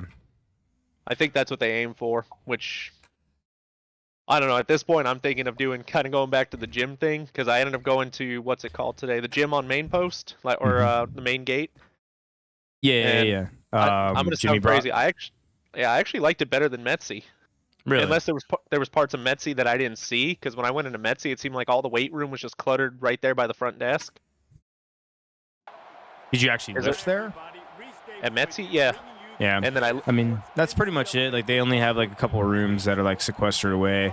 I'm definitely enjoying my new gym membership more. Yeah, I looked at shit ton of free weights accessible. It's a massive fucking floor, like, and the amenities, man. Like I got a fucking water massage. Oh shit. When I was done my workout today, just fucking rented out a booth, went down, set it up for 10 minutes. Fucking let that shit rake down the backside of my body. Nice. Hurt like a motherfucker at first, but felt great afterwards. So what I'm tracking from that USAA thing, that Active Fit, is essentially I pay the whatever 28, 30. So I know I have to pay $75 for the first 2 months. Mm-hmm. And then after that, it's what, 28 a month? But that means any gym within San Antonio that supports that program, I could sign up for that gym, and it's all. So I can pretty much have 4 gym memberships, say 24-hour Golds. I don't know what gyms are all here besides Golds. Golds, Crunch, Planet Fitness. There's LA Fitness, I believe. Yeah, so pretty much if I wanted to have a membership for all those, it would all be under that $128 umbrella. Like I'm only paying $28 a month, and I could access any of those gyms within the network, is what I'm tracking. Yep. Yeah, there's a guy that I talked to at the Crunch that was telling me that's what he does, and like for me, like I wouldn't be opposed to it, but I don't know if you get the full like peak member amenities for that. Like I think you pay that and like you just get like access to the gym itself. Which I'm fine with that. To be honest, like I really don't care about the amenities. Like there's a gold gym literally fucking 2 minutes from me. And it's right next to the freeway entrance, so I could literally go fucking lift in the morning and then fucking hit that light, or literally fucking like pull out of the lot, get on the what do you call them? Not the access, the access road, and be on my way to Fort Sam. Which is nice to me because a part of me is like that might be better to hit early in the morning. I go there, they open at 5, I get there at 5:30, do my hour, whatever, get on the road by 6:30. Traffic still hasn't picked up too crazy. Yeah. Get to post, change at the on-post gym, and then go to critical care. Are you guys still talking about moving to this side of town? So honestly, no, we're kind of changing up right now just because right now the way everything's kind of... So my biggest concern was going to be the commute. But to be fair, my commute is not as bad as I thought it was going to be. So without traffic, it takes me 21 minutes to get to post. Yeah. To and back. With traffic, the worst I've seen so far was 36 minutes. And that was like fucking gridlocked. Mainly gridlocked around where the fucking, I forget which one it is, where fucking the 90 connects into the 35 and all that. Like, where you pretty much, if you know what I'm talking about, where you have to like fucking cross, like you have like a mile stretch to fucking go all the way from the right to fucking get all the way to the far left to go towards Laredo or Austin. Yeah. Yeah, so that area is mainly where I see the brunt of the traffic, and that was last week when I took my kids to school at 7:30 and then drove to post. What I figured out these past few days is like when I had finance the other day, I left my house at I think 6 on the dot, no traffic, and then today I left at about 6:20. And again, not really any traffic, so that's why I'm kind of like, because if I got to be at critical care anyway by 7:30, I should be missing most of the traffic. Yeah. And my thing is, I just hate dealing with crowds at the gym. Like today, the gym wasn't bad. I went in. It was an arm day, so mainly 90% of my arm workouts done on cables. So I walked in, the cables were taken. I gave it 30 seconds, and someone cleared, and I'm the asshole who immediately took it as soon as he walked away. Yeah. Did my shit, and I noticed the gym kind of died down there around like 7. Yeah, I think I had like one bad experience this morning where I was trying to do the freaking reverse pec fly on the pec deck machine. Yeah. And just to hit my rear delts. And like I waited for 2 gentlemen like to see which one was going to finish because there's 2 of them in the gym. Both were taken. I was like, that's fine. Like I structure my workout that I can like jump, like I can skip to something and I'm not typically hitting the same muscle group like in a row. Right. And I waited patiently. Dude ended up, getting off of one, and I went and I set it up, but I had one more set of my lateral raises, and because I usually superset them. So that was the issue, right? It's like I usually superset them, and it's like, okay, well, the pec deck machine's taken. Not a big deal. I don't have to superset this today as long as I eventually, get to hit the muscle group. I'll be happy, right? Well, so I just finished my second set of lateral raises. The pec deck machine opens up. I go back. I set up my weight on there. I do my first set. Then go back, do my last set of lateral raises. Turn around. There's a guy fucking on it. And I'm like, bro, okay. Like, maybe you just weren't paying attention. And then, like, I go and I basically do reverse delt, like, flies on cables instead to compensate or basically improvise, right? Yeah. And then I look over and I see his girlfriend next to him, girlfriend, wife, whatever, who was sitting right next to me when I was doing my fucking lateral raises and watched me set up the pec deck machine. I was like, oh, so you're just not going to say nothing. Like, you knew I was on this the whole fucking time and you ain't saying shit. Got it. Cool. Yeah, I mean, I'm sure, I don't know, correct me if I'm wrong, I feel like off-post gyms are probably less busy in the morning than the on-post ones. I went at 7 a.m. this morning, and the crunch was fucking bumping. Oh, shit. But it's massive, too, so it's like, I wasn't really, like, that was the one instance that I was even remotely competing for space on a machine or anything like that. For me, like, I'm looking into it right now. What is it, USA Active? Mm-hmm. It's like part Active of me is like, Fit or something like that. Yeah, because I'm like, if I could fit. If I could sign up for multiple fucking gyms, one like I went to the Golds right outside of my fucking neighborhood, and it was just like, hey, can I get a free day pass? I want to try this out. So they let me in, and it's a really nice gym. Yeah, that's where I went when I was in the UTESCA program. I went to the Yeah, Golds right same. over there by University. Second down now, and they're just a few feet away from that first down marker. They'll spread the field here. Let's see what the defense does with a 5-wide. But I'm trying to see what other gyms are like right outside of Fort Sam, even though because if I could sign up for multiple gyms, I could sign up for right outside of Fort Sam. Do all that shit. Let's see. Health and wellness. Also, I got my tax return. That was nice to see today. Oh, I think mine's supposed to hit tomorrow night.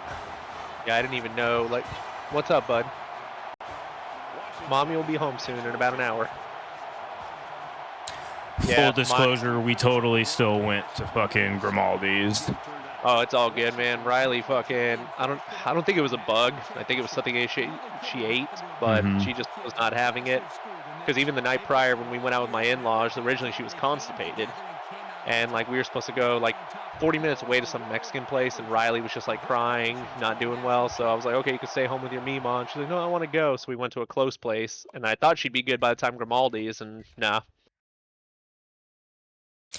Don't worry, the stars will align one day. Eventually, yeah. Yeah, no, I'm hoping our shit hits tomorrow. We're gonna get the bunk beds for the boys and put some money away in savings. But yeah, no, I got like a pending transaction in my Navy Fed account, and I even got notified like telling me like the day that it's supposed to hit. So nice. Yeah. Yeah, I wasn't even expecting it, but it's kind of nice because essentially me and Katie are kind of talking like, hey, do we want to pay off this card, or do we want to pay off our fucking car? Which our car, honestly, I mean, we could use it all to pay off one of our credit cards and be done with it, and then we only have one card to worry about, but then we still have a car payment and a personal loan that only have a little bit left, or I could use it to pay off my personal loan and car, and those are, it's not like where you pay off a credit card, but then you use a credit card again, so you're just reoccurring. Like, once I pay off the car and the personal loan, those are done. And then we could focus on paying off the card, so that's kind of our mentality of thinking like, hey, I might just pay off my fucking Subi. Yeah, for sure. So you're doing the standard or the premium? Crunch? Yeah, or just in general for I'm your doing the peak. I believe it is the $30 a month. Okay, I'm just looking because right next to me, yeah, there's the Gold's Gym right here. And then I'm trying to see what's next to Fort Sam. So let's do this. So the Crunch is literally right across the street from my house, which is like a 15-minute. Well, sorry, it's 15 minutes to Metsi from my house, the Metsi gym. So to get to the Ben Zingelman gate by Bamsey is maybe 12, 13 minutes. Okay. Let's see, I'm just looking. I'm going to be right back. I'm going to go grab my phone off the charger and pour a glass of water. All right.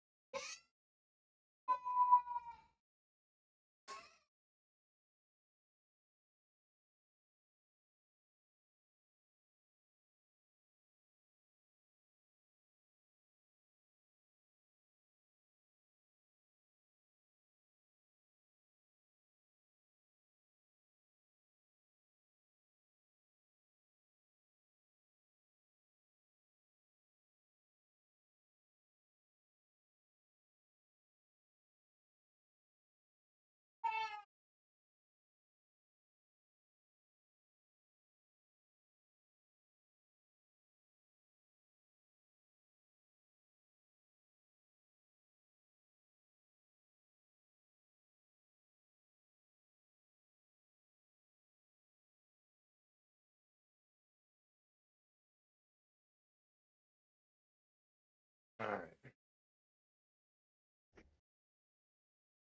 Yeah, because let's see, there's that Gold's Gym next to me. Trying to see. I wanted to lift with you too, so Yeah, sorry. I just like when you hit me up this morning, I was like, ooh, I didn't think about that. This is You're very good, man. bad timing, but I mean, it was kind of overdue, honestly. Like now I don't have to drive to Fort Sam Yeah. when literally any time I'm at work, or 90% of the time I'm at work, I'm going to Bullis. So Yeah. like I avoid all the inner city traffic now. I just go across the street, literally straight shot to 1604, and then just ride 1604 to Bullis. So there's also the Gold's Gym in Alamo Heights, but I think that takes me that's gonna put me in just that little fucking clusterfuck of traffic there. So the best shot for me would be the Gold's Gym right there. And then even worst case, I could do the crunch by your house if I decide to fucking be a big boy, drive over to you, work out with you, and then just hit the gate. But I don't know what time you go in the morning. If I'm taking the kids to school, I'm there at like 7:20 to 7:30. Oh shit, and that's when I'll have to be at work unless otherwise noted. Well, if I'm going to work that day, like if I have to go out to Bullis, I typically have to be at Bullis around like 8 to 9, depending on what we're doing that day. So I'll be up at, well, before I would get up at like 4:30 to be at Metsy just after they open at 5. Okay.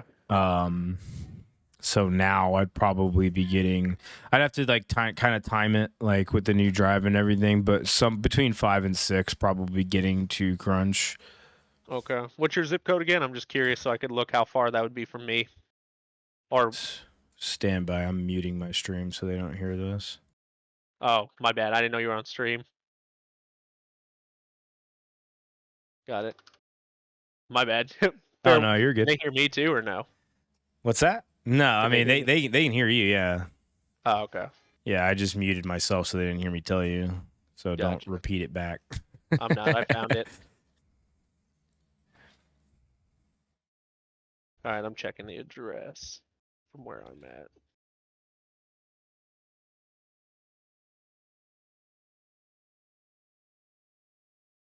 And you said you're about... Yeah, never mind.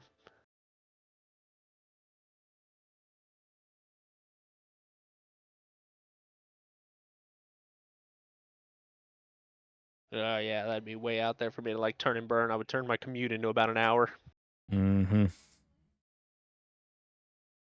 But I'm still thinking about doing it just to hit that Gold's Gym right here because it gives me access. Like I could just fucking get up, get to the gym, do what I got to do, and then hit the freeway and be at Fort Sam by 6:30. Gives me time to like shower, change, all that.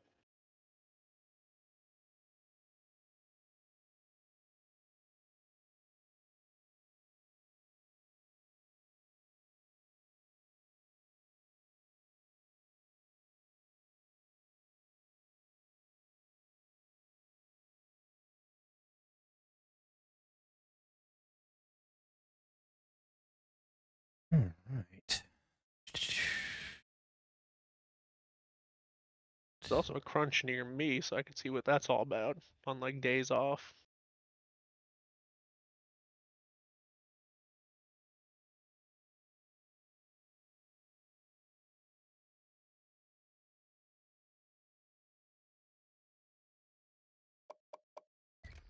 Yeah, I like the Crunch. I mean, it's like I said, it's not just, the gym. Like they have like a bunch of different like areas within the gym too to like meet different needs.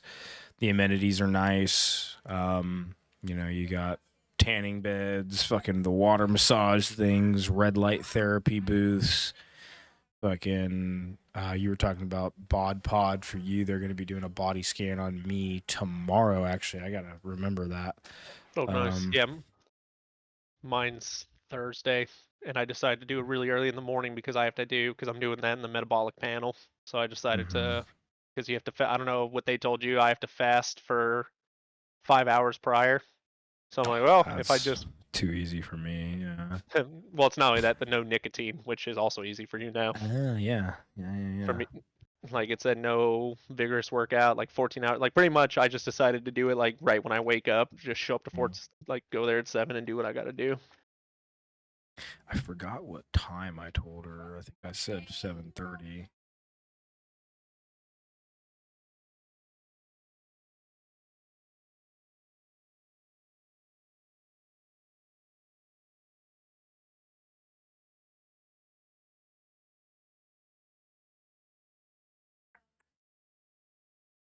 All right.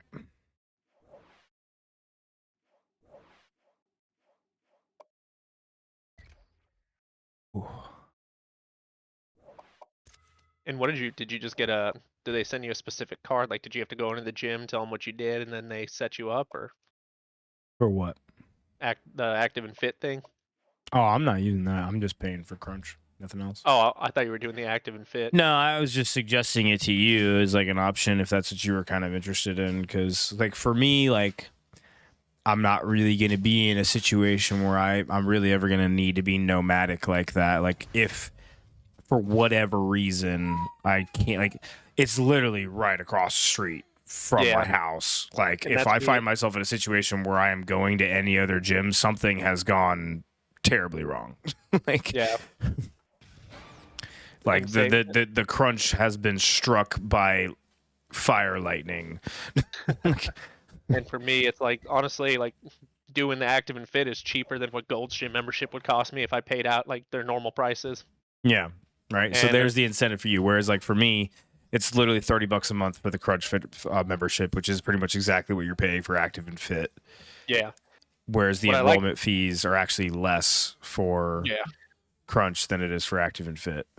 And I mean, I don't mind driving because Lackland is, not too far from me, so I don't mind going there. Mm-hmm. But at the same time, sometimes like dealing with the gate traffic, or even just like I went on a weekend once to make up because I missed legs, so I went on a Sunday. And just I didn't know that on the Sundays all the trainees are essentially allowed to be there, but most of them aren't even lifting. They're just sitting all over the ground charging their phones and bullshit. And I'm just like, or you got a bunch of the fucking broccoli head looking dudes who are just all like ganged up on one machine, bench pressing 10 pounds, and it's just like, bro, fuck. Fucking So, broccoli head, dude. I just want to get as far away from all that. Like, I know there'll still be other, other military and shit at these places, but I'd much prefer just Those fucking military people. them military peeps. What's up, right? How dare they? The nerve. Soon. Yes. Ugh.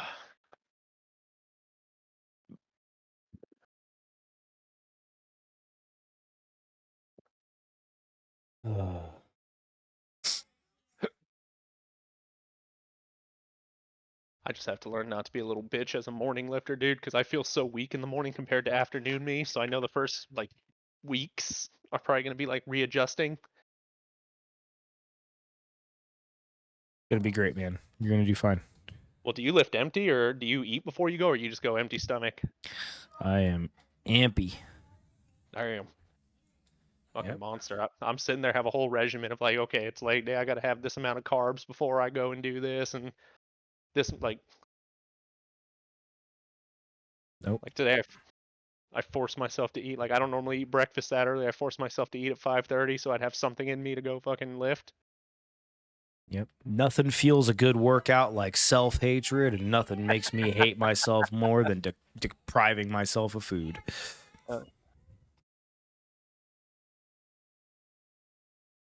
Stand by. I'll be right back, Mike.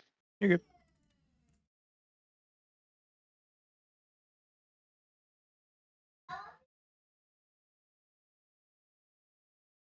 It's a sweater.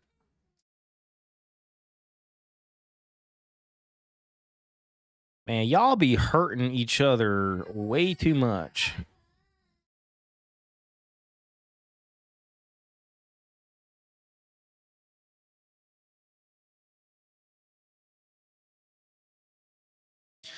One of the kids is sick right now, and he got medicine for his fever. The other one does not have a fever, but is upset that he is not getting medicine as well. Gotta All love right, it. I'm back.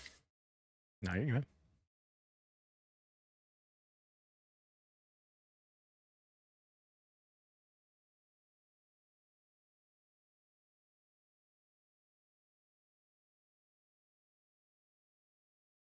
Okay.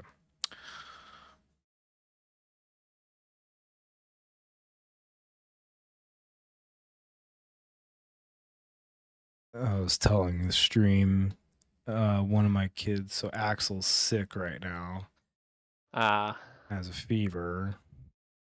Bree gave him some medicine for his fever. Now Bo is pissed because he wants medicine too. We're having to explain to him that he's not sick and does not need medicine. But obviously, he don't give a shit. Yeah. Kids, man. I was talking to my brother today. It's his birthday, and he was asking how things have been and, you know, how work was. And I told him, I was like, honestly, man, the last couple months have been kind of like, well, I say the last couple months, I say the last month, basically. It's been like really weird because, you know, my last class graduated in freaking mid to late October. And then I didn't work again for like 3 months. And like went into work like maybe a handful of times for different reasons, but otherwise like just wasn't really doing shit. And then of course had the holidays where, you know, we had just started getting settled into the boys, you know, being in school and getting used to that. And then they were home for 3 weeks.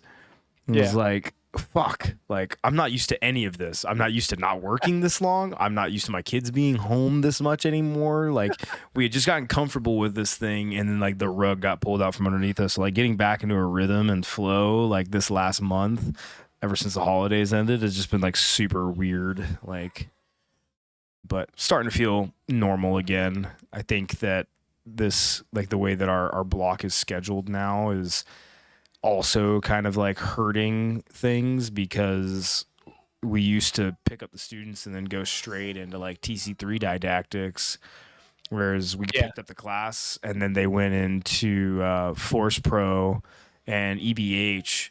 So I like did my intro and then I didn't see the students for like 2 weeks. it's like what am I doing? like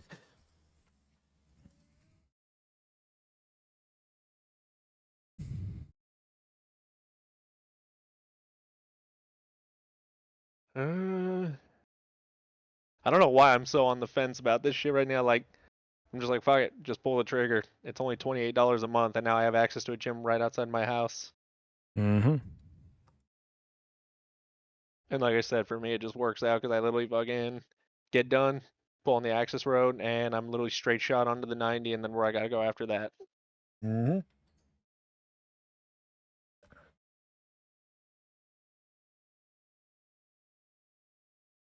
Mm.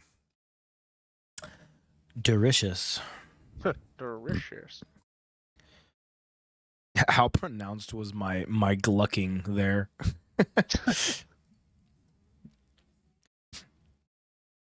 And like really take into account that I haven't gulped water in that close a proximity to my mic since I got it, and I was like vaguely aware, like as I was finishing the water, I was like, they are hearing all of this right now.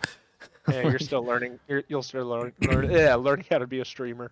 Dude, today's like the first day that I turned down the gain on the desktop audio for you guys because I kind of noticed like going back and doing VOD review that like game audio was like dwarfing me because I just have a naturally deep voice like when I'm talking. And I have my mic set up to like, you know, amplify my voice the best way I can, but it's still just like when you're in a lobby with a bunch of people and just kind of shooting the shit and having fun, it's still kind of easy to get lost. So I'm going to test this out tonight and see how it goes. I don't know if I'm going to play anything else tonight. I'm kind of tired. I'm probably just going to like kill the stream when it's time for the boys to go to bed and hang out with Bree. Yeah, I've been sitting here. Katie's gonna be home about next 40-ish, so Yeah. right hang out with her. I've been trying to get on Helldivers too this whole time we're talking, but so they fit. At least now it's not black screening, but now servers are still overloaded. You've still been waiting to get in a game this whole time? I've been waiting to log in. Yeah, servers are still at capacity.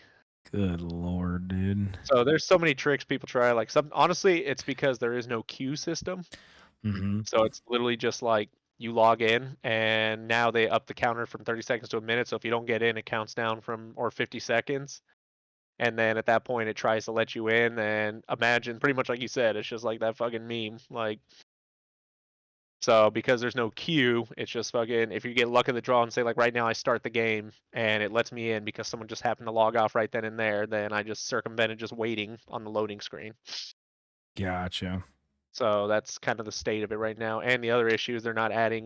There's no AFK timer. So people, what they're doing is they're literally just leaving their computers on and their PlayStations on, so they don't lose their spots in the servers. Gotcha. Not gonna lie, I was kind of that piece of shit yesterday because we were off. So I was like, fuck it. Like when I went to the gym, I just left myself in the server so I didn't lose where I was, so I could come back and play.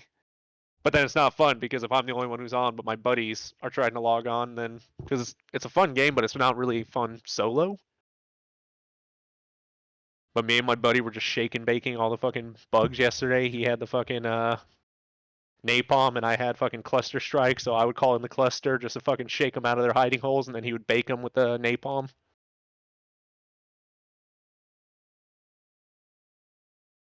Sorry, I just got totally distracted by something on my screen. I kind of like glanced over and saw something in the spreadsheet I was working on, and I was like, "Is that real?" Like, no, I really want to play the game, man. Like I'm in like 3 or 4 different fucking Discord chats where people are playing this game, and I Yeah. just keep getting the notifications all day about fucking democracy and like the fucking Starship Troopers memes and just nonstop. And it's like, okay, like I gotta get into this eventually. Yeah. No, for me, it's I don't know, best way to describe it, it's like I mean, I know there was an original, like the first one came out years ago, so this isn't new, if that makes sense. The old one though was like a top-down shooter and all that. So, but at the end of the day, it's almost like when they created the idea for this game, like they were fucking big ODST and Star Trooper fans, and while they were at the cutting board, like, what else can we add in? Oh, let's sprinkle a little Star Wars here because it looks like little AT-AT walkers. Or ATST, I think. ATST, that's what I meant. Here's a little Star Trek. Oh, here's a little Star Citizen. Here's a little fucking, like, they just fucking threw space at a board, sci-fi, and made it all work into a badass game that is completely fun. Like, it's just satisfying, dude, when you're fucking running and like your buddy drops a hell bomb, and it's just like, yeah, because there's also friendly fire. So. Oh, really? Yeah, so the friendly fire is non-optional. Like, there's always friendly fire. So just some of the stupid shit that happens when you're playing with your buddies. Like, I'll throw in a cluster strike, which is, or even when I do what's equivalent to like an A10 run, I'll toss my little beacon and I'll be like, hey, clear the area. And then you see the boom, boom, boom, boom, and there's my buddy flying in pieces because he didn't listen. So you constantly hear us just yelling at each other, danger close. You all done, bud? All right. All that time there just for that little nugget, right?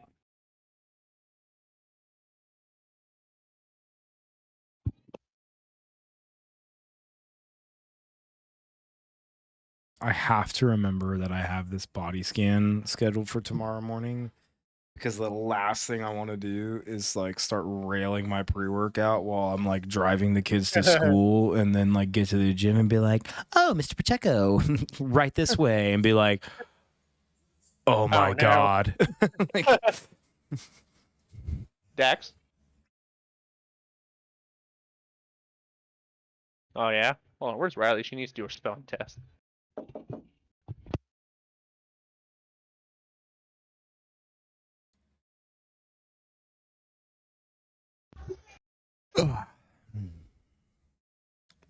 All right.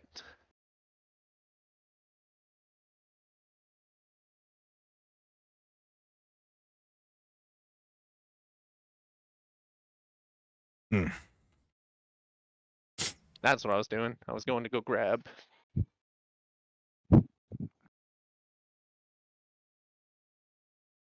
Yes. Need to go grab this.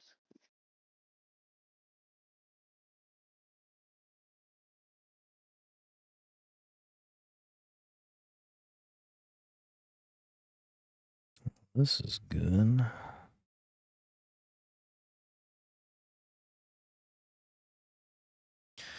Currently running my transfer portal mod for my college football game.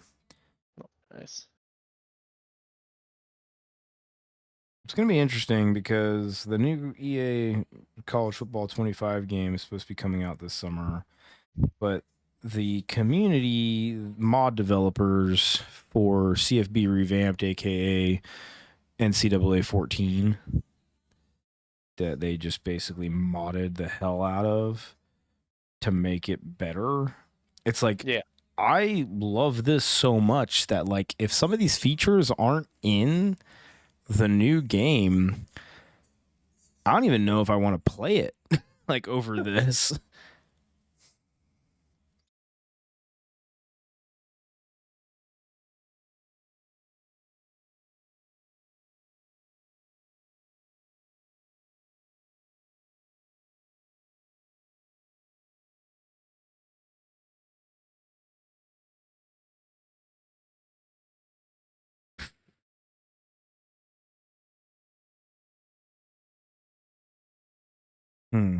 So All right, I'm listening. I'm just putting in card info. you're good.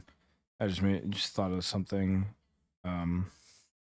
So did I tell you about the whole freaking short suspense SLC list I was trying to get on? No. Yeah, so I called basically the civilian lady that's in charge of scheduling for our CMF. Yeah. And that's how I found out that I was basically designated as an early trainee, which is why I got my phase 1 dates so early. And then I asked when I was supposed to be going to phase 2, and she was like, "Oh, like you just got pre-identified for phase 1, and like you'll pin on time and everything like that, but like you won't have to attend NCOA until like within a year after you pin.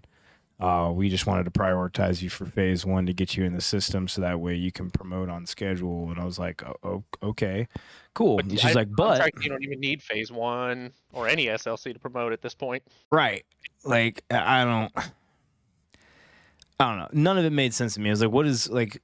Because she's trying to make it sound like I'm being looked at below the zone, but it's like, well, technically no, because I'm a May 2020 pin for 6, which puts me at May 2024, 4 years time and grade. Like that's when I am eligible to pin 7, like the earliest, right? So you said when again? Sorry, May of 2024. It's 4 years time and grade, right? So yeah, for like, both of us. Right. Sorry, I thought you said 2026. I was like, wait, what? Yeah, so it was like weird that she was like categorizing it that way, and I'm like, I don't think that's true. But she's like, hey, but if you really want to get into phase 2 sooner, you can enroll in the short suspense wait list. Basically meaning that if they have like anybody that like a slot that doesn't get filled or a slot that opens up, you're on a short list of names that you can basically be told like, hey, pack your fucking bags, you're going to SLC in like 3 days, right? Which for me, I'm like, okay, cool. Like I live here. Like I don't care. That's not a big deal for me. And the biggest thing we're trying to mitigate is me and McMurdy going to SLC at the same time, and our block losing both of the enlisted guys at the same time. So she's like, yeah, you just have to do the paperwork with your training room and get your leadership to sign it, and then get word back. Company leadership has no idea what we're talking about. And I was like, oh, okay, cool. Yeah, this is not where real leaders go to develop.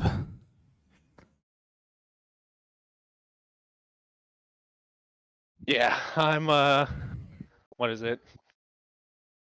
Yeah, Chomp. Yeah, I still don't have a fucking SLC date, dude. So I don't know how any of this works. Like, me and Carlos both didn't get one yet. I talked to Azure Monday, and I was just like, I haven't, like, didn't bring you up by name, but I brought you up, Linda, like, just like, hey, I have, and then my buddy Bob, like, hey, I have, you know, 2 buddies who I went to ALC with who both got phase 1s, and my other buddy who I picked up 6 months after him got his phase 1. Mm-hmm. So, what's up? But, Yeah. give me like 10 minutes. I gotta do Riley's spelling test, so I'm just gonna mute. You're good. All right, be right back.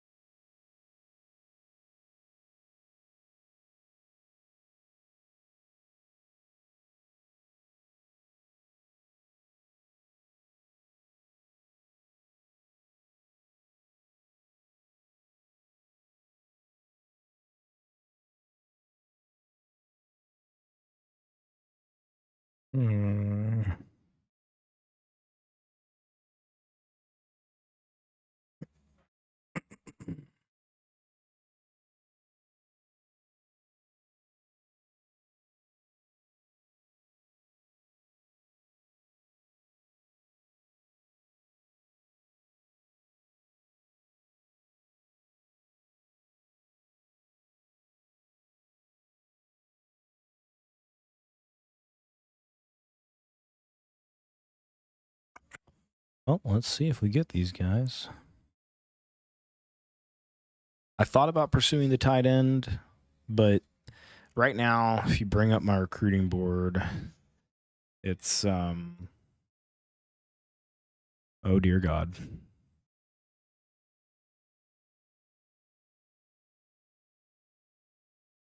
So you look here and you see I've got a redshirt junior, sophomore, freshman, and a true freshman inbound.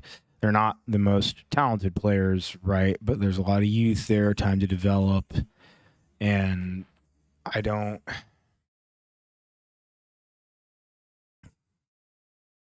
want to push people out when I'm so talented elsewhere.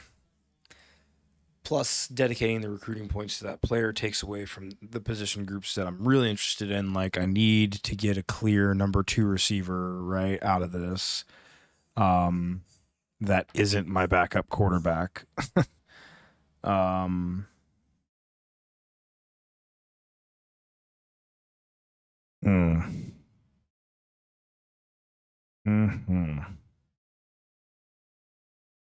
Meanwhile, I look down here and I'm seeing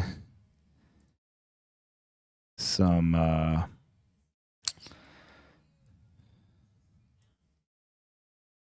juicy prospects, to say the least. So I got some tight ends down here that are looking like potential options for me because I got a couple underclassmen. So the one that at the top is a sophomore. Let's see. Okay, I definitely need a corner like that. Non-negotiable, right? Like, I need to get a good corner. My corner room is no, it'll be all right going into the next year. If I get this guy, be 2 seniors, 2 juniors, right? With 2 freshmen, 1 sophomore. It's not bad at all. Bro,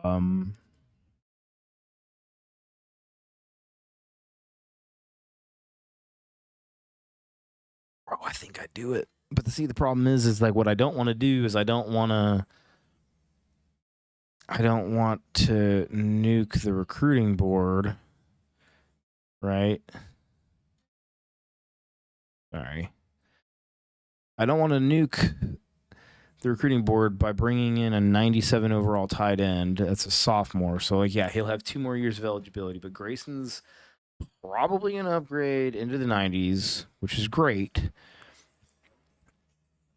but this Jerry Pogorelk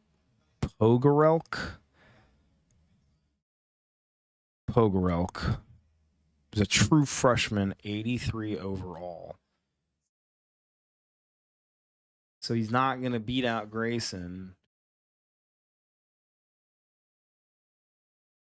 But Stewart probably gets cut. Assuming none of these guys leave, right? Oh, man. I think I go for it, man. Like, I got to. Shit.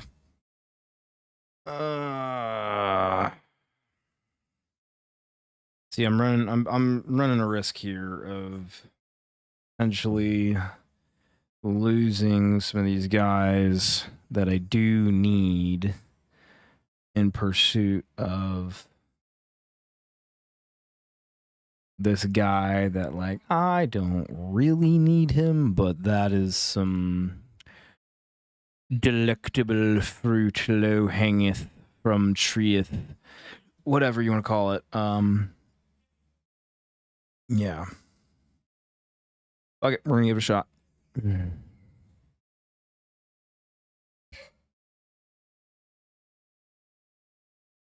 that Axel?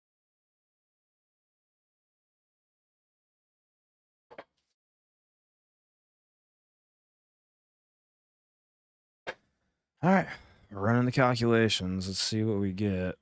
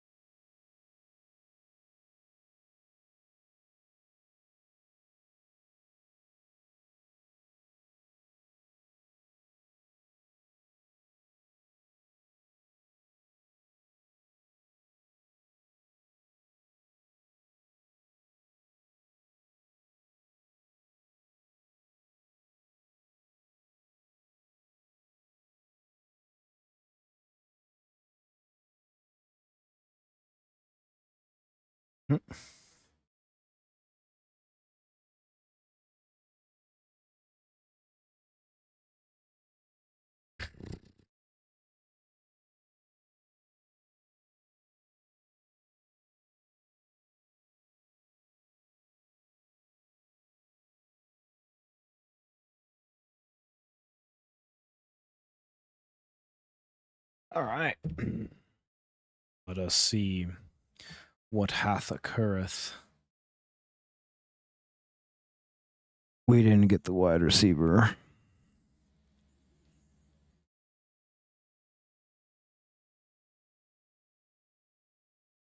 I guess I'm okay with that. Like, it's not ideal, that's for sure. I have a very young wide receiver room. None of them left, even though my back. Well, that's the thing, is I have my backup quarterback. My backup quarterback is a fucking wide receiver. Oh boy.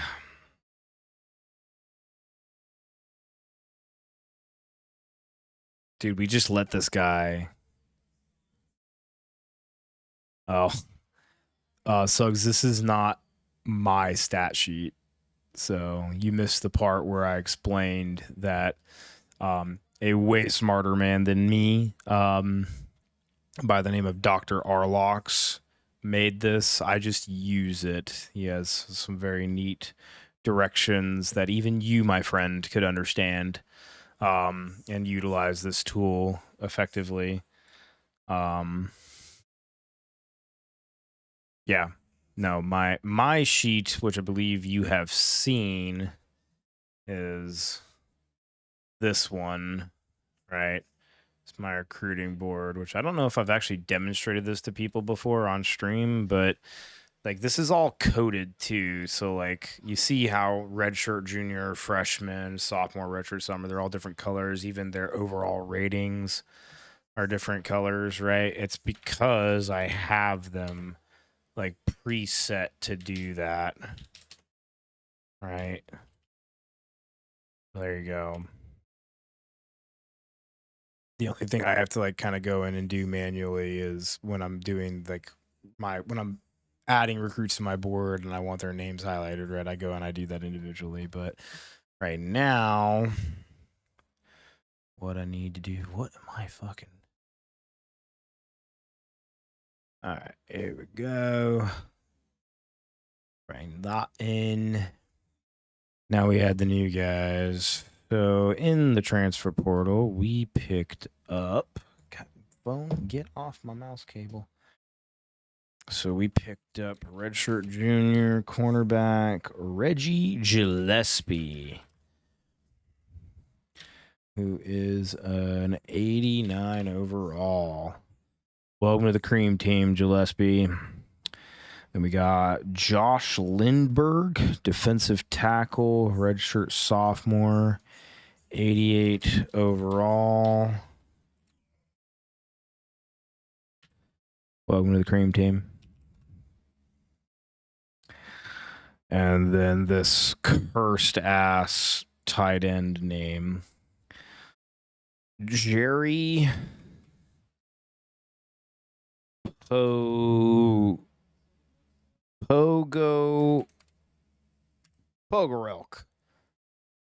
or Pogo Relic. Oh dear God, that was not intentional. Let's never do that again. All right, spectacular. Now let's hope none of my players leave after I brought in these guys. Running the spring portal now. Ah.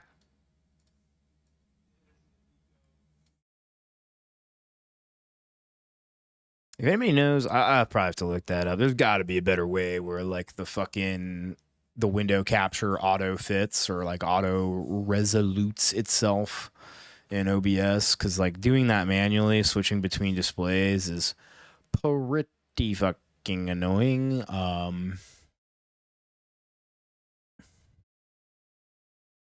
Yeah.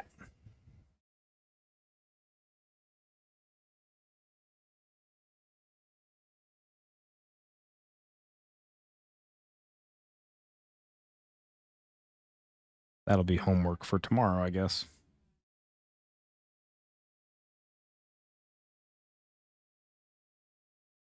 Suggs, I'm probably not staying on, just for your information. Like, the boys are going to bed in about like 30 minutes, and I'm about ready. hop I'm off. ready to hop. Oh, Katie's okay. better be home. All right, All right, Derek. man. I'll catch up with you. I pulled the trigger and did it, and there's a crunch right up the road from my house, and I have 2 gyms to choose from now. There you go, man. All for $28 a month. That's not bad. Why did I never hear about this before? I don't know. Then again, I was in Korea where this wouldn't apply, and then I was at Irwin where the only gym was fucking, on post. True. Or my home gym. True. All right, brother. I'll try to catch you either tomorrow or later in the week. Okay. All right. Later. Bye.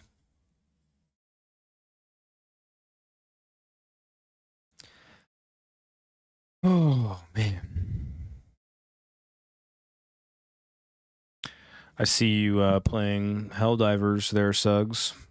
Or should I say Server Queue Simulator 2024.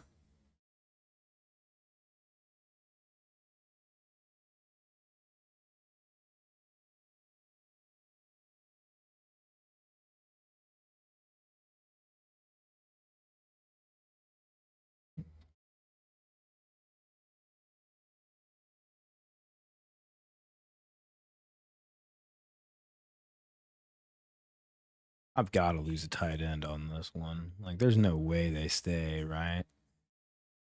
The thing, I don't want Butler to leave. I want Stewart to leave, but I don't think I'm going to be that lucky.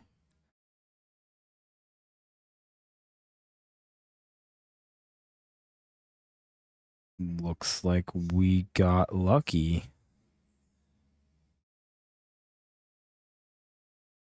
Okay.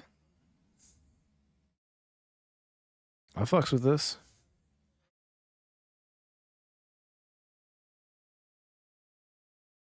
Not complaining.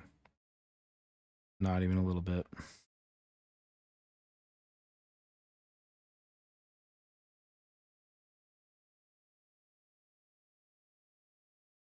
Oh, that's what I was gonna check. Fucking space cadet, dude. Let me tell you. All right, cool. Oh, we didn't lose anybody, which is fantastic news. So we'll go ahead and download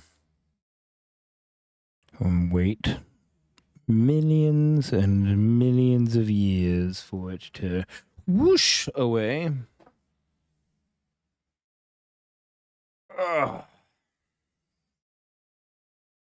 I will say this one downside to the new gym that I am not enjoying is that there is no indoor track or running area. So I've been running on a treadmill the last 2 days, and my lower back is feeling it. Let me tell you.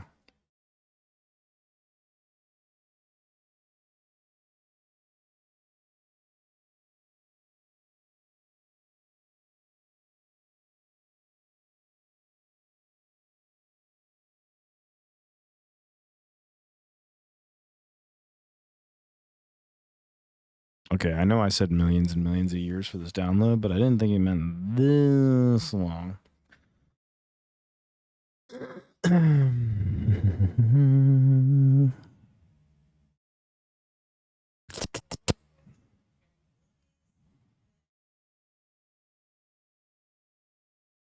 Now I'm paranoid. I'm going to go back and check and make sure that I did, in fact, not lose anybody.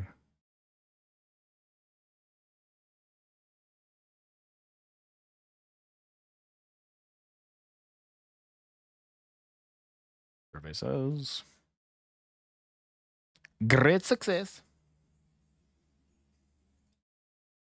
All right, I'm gonna wait for the little blue thing to finish doing its thing, that little blue thing way over there.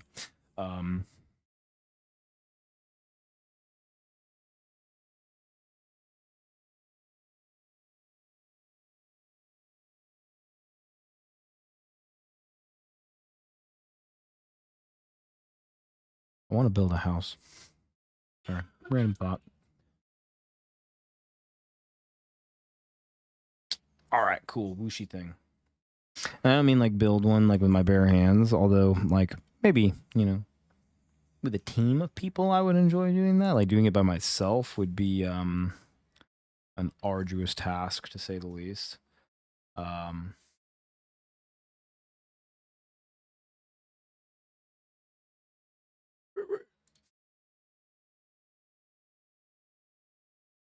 But no, I'm talking about like, being part of the or like this is the backsplash that I want, and this is exactly where I want the bonus room made. Like I would like design a floor plan, basically, like the dream home kind of layout. Those memes you see where it's like the ideal male home, and it's like 9,000 square foot garage with a 400 square foot bedroom, and the kitchen is like in the basement. Like, obviously, that's not what I would do. I'm just saying, like, I would like to have that kind of creative liberty in like designing a home.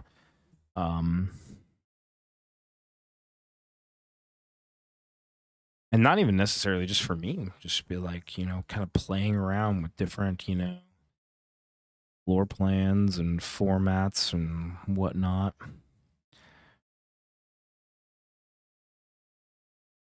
And I know I kind of led with this, but it's like I don't even know like the backsplash shit is what I'm interested in. I think like what really excites me is just like, where can I put the kitchen? How will the kitchen layout be? How does this flow into the living room and so forth? Like, it's kind of weird. It's a weird realization, but very much so real. Like, I legitimately like am excited or entertained at the prospect of doing something like that.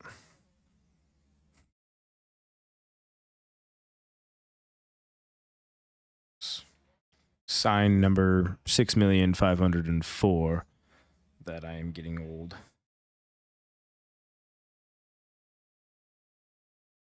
What the heck? Dom Branch.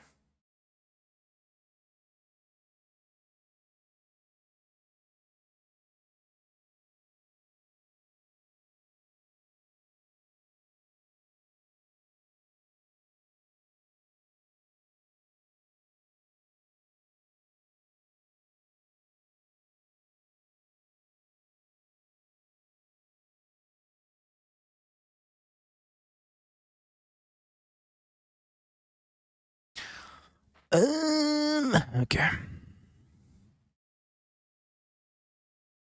Sorry, it seems like I'm not doing anything. I'm importing all of the downloaded files from the transfer portal tool.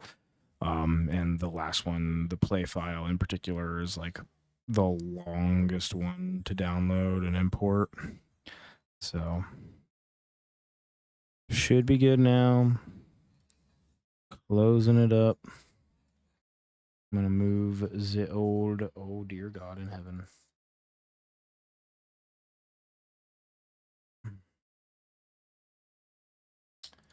One of these days.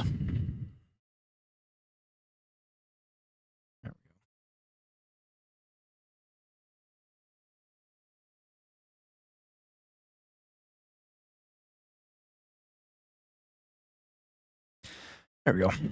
All right, delete all these off my desktop real quick. Open the game file.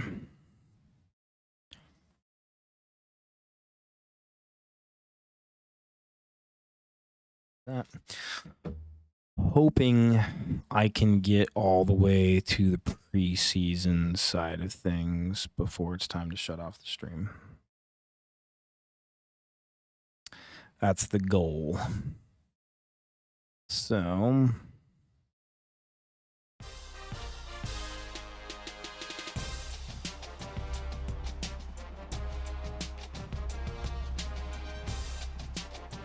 okay. Yeah. Really? Not really temperature.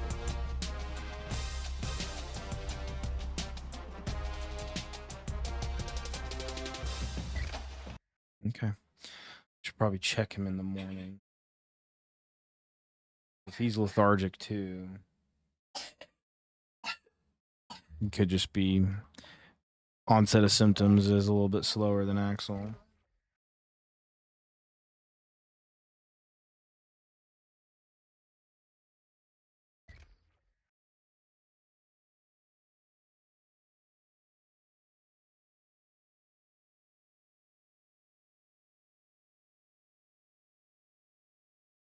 But it is harder to follow. Fun fact. Oh, my apologies.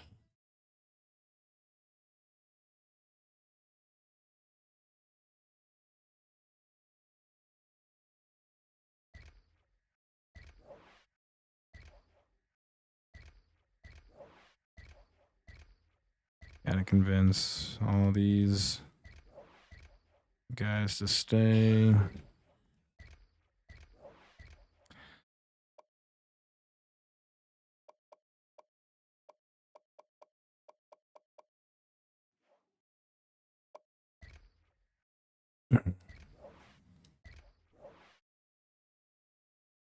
Ugh. I really hope that this cyclical hell of kids get sick, we get sick, kids get sick, we get sick ends sometime soon. I know parents in the chat are probably ready to like jump all over and be like, it never ends. I know.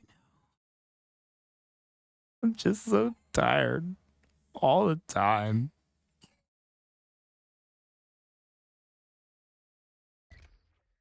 Oh yeah, recruiting. Recruiting. Playoffs?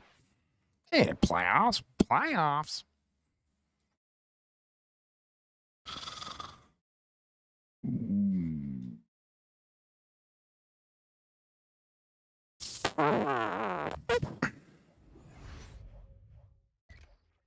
Go after these two. Bop. Bop. Easy.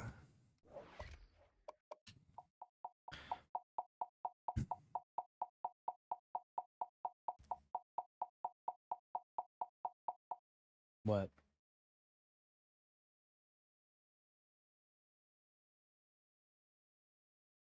I wiped him down.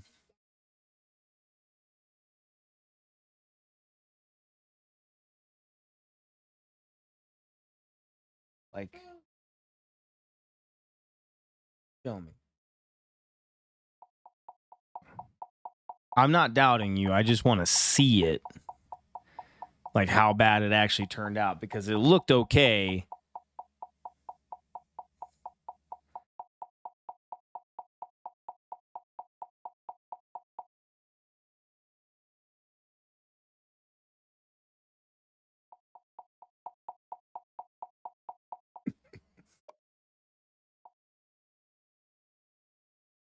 Oh, I got my phone right here. I could have.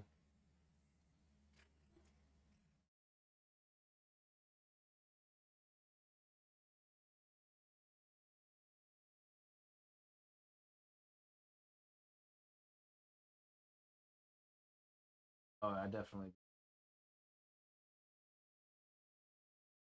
All that stuff up top, like above, did not. Had to have tried like.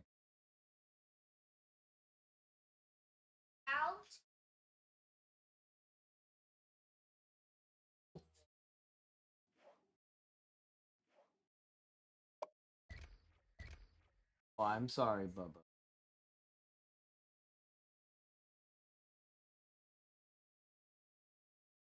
Well, so like as soon as I heard it, I immediately like grabbed the paper towels because I heard the cup clank, and the first thing I went to was him. But his shirt, like I just thought the shirt was going to be way more absorbent than the pants, and so I got get down. Absolutely not. You are higher than pterodactyl tits.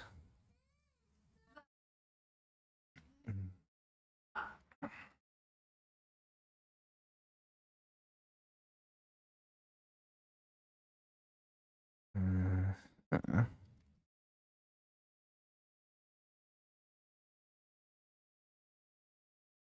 There we go.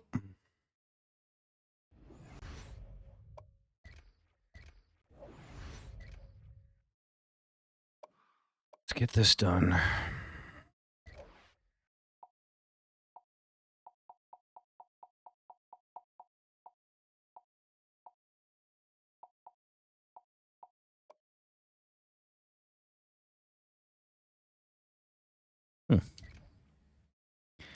Drawn marble.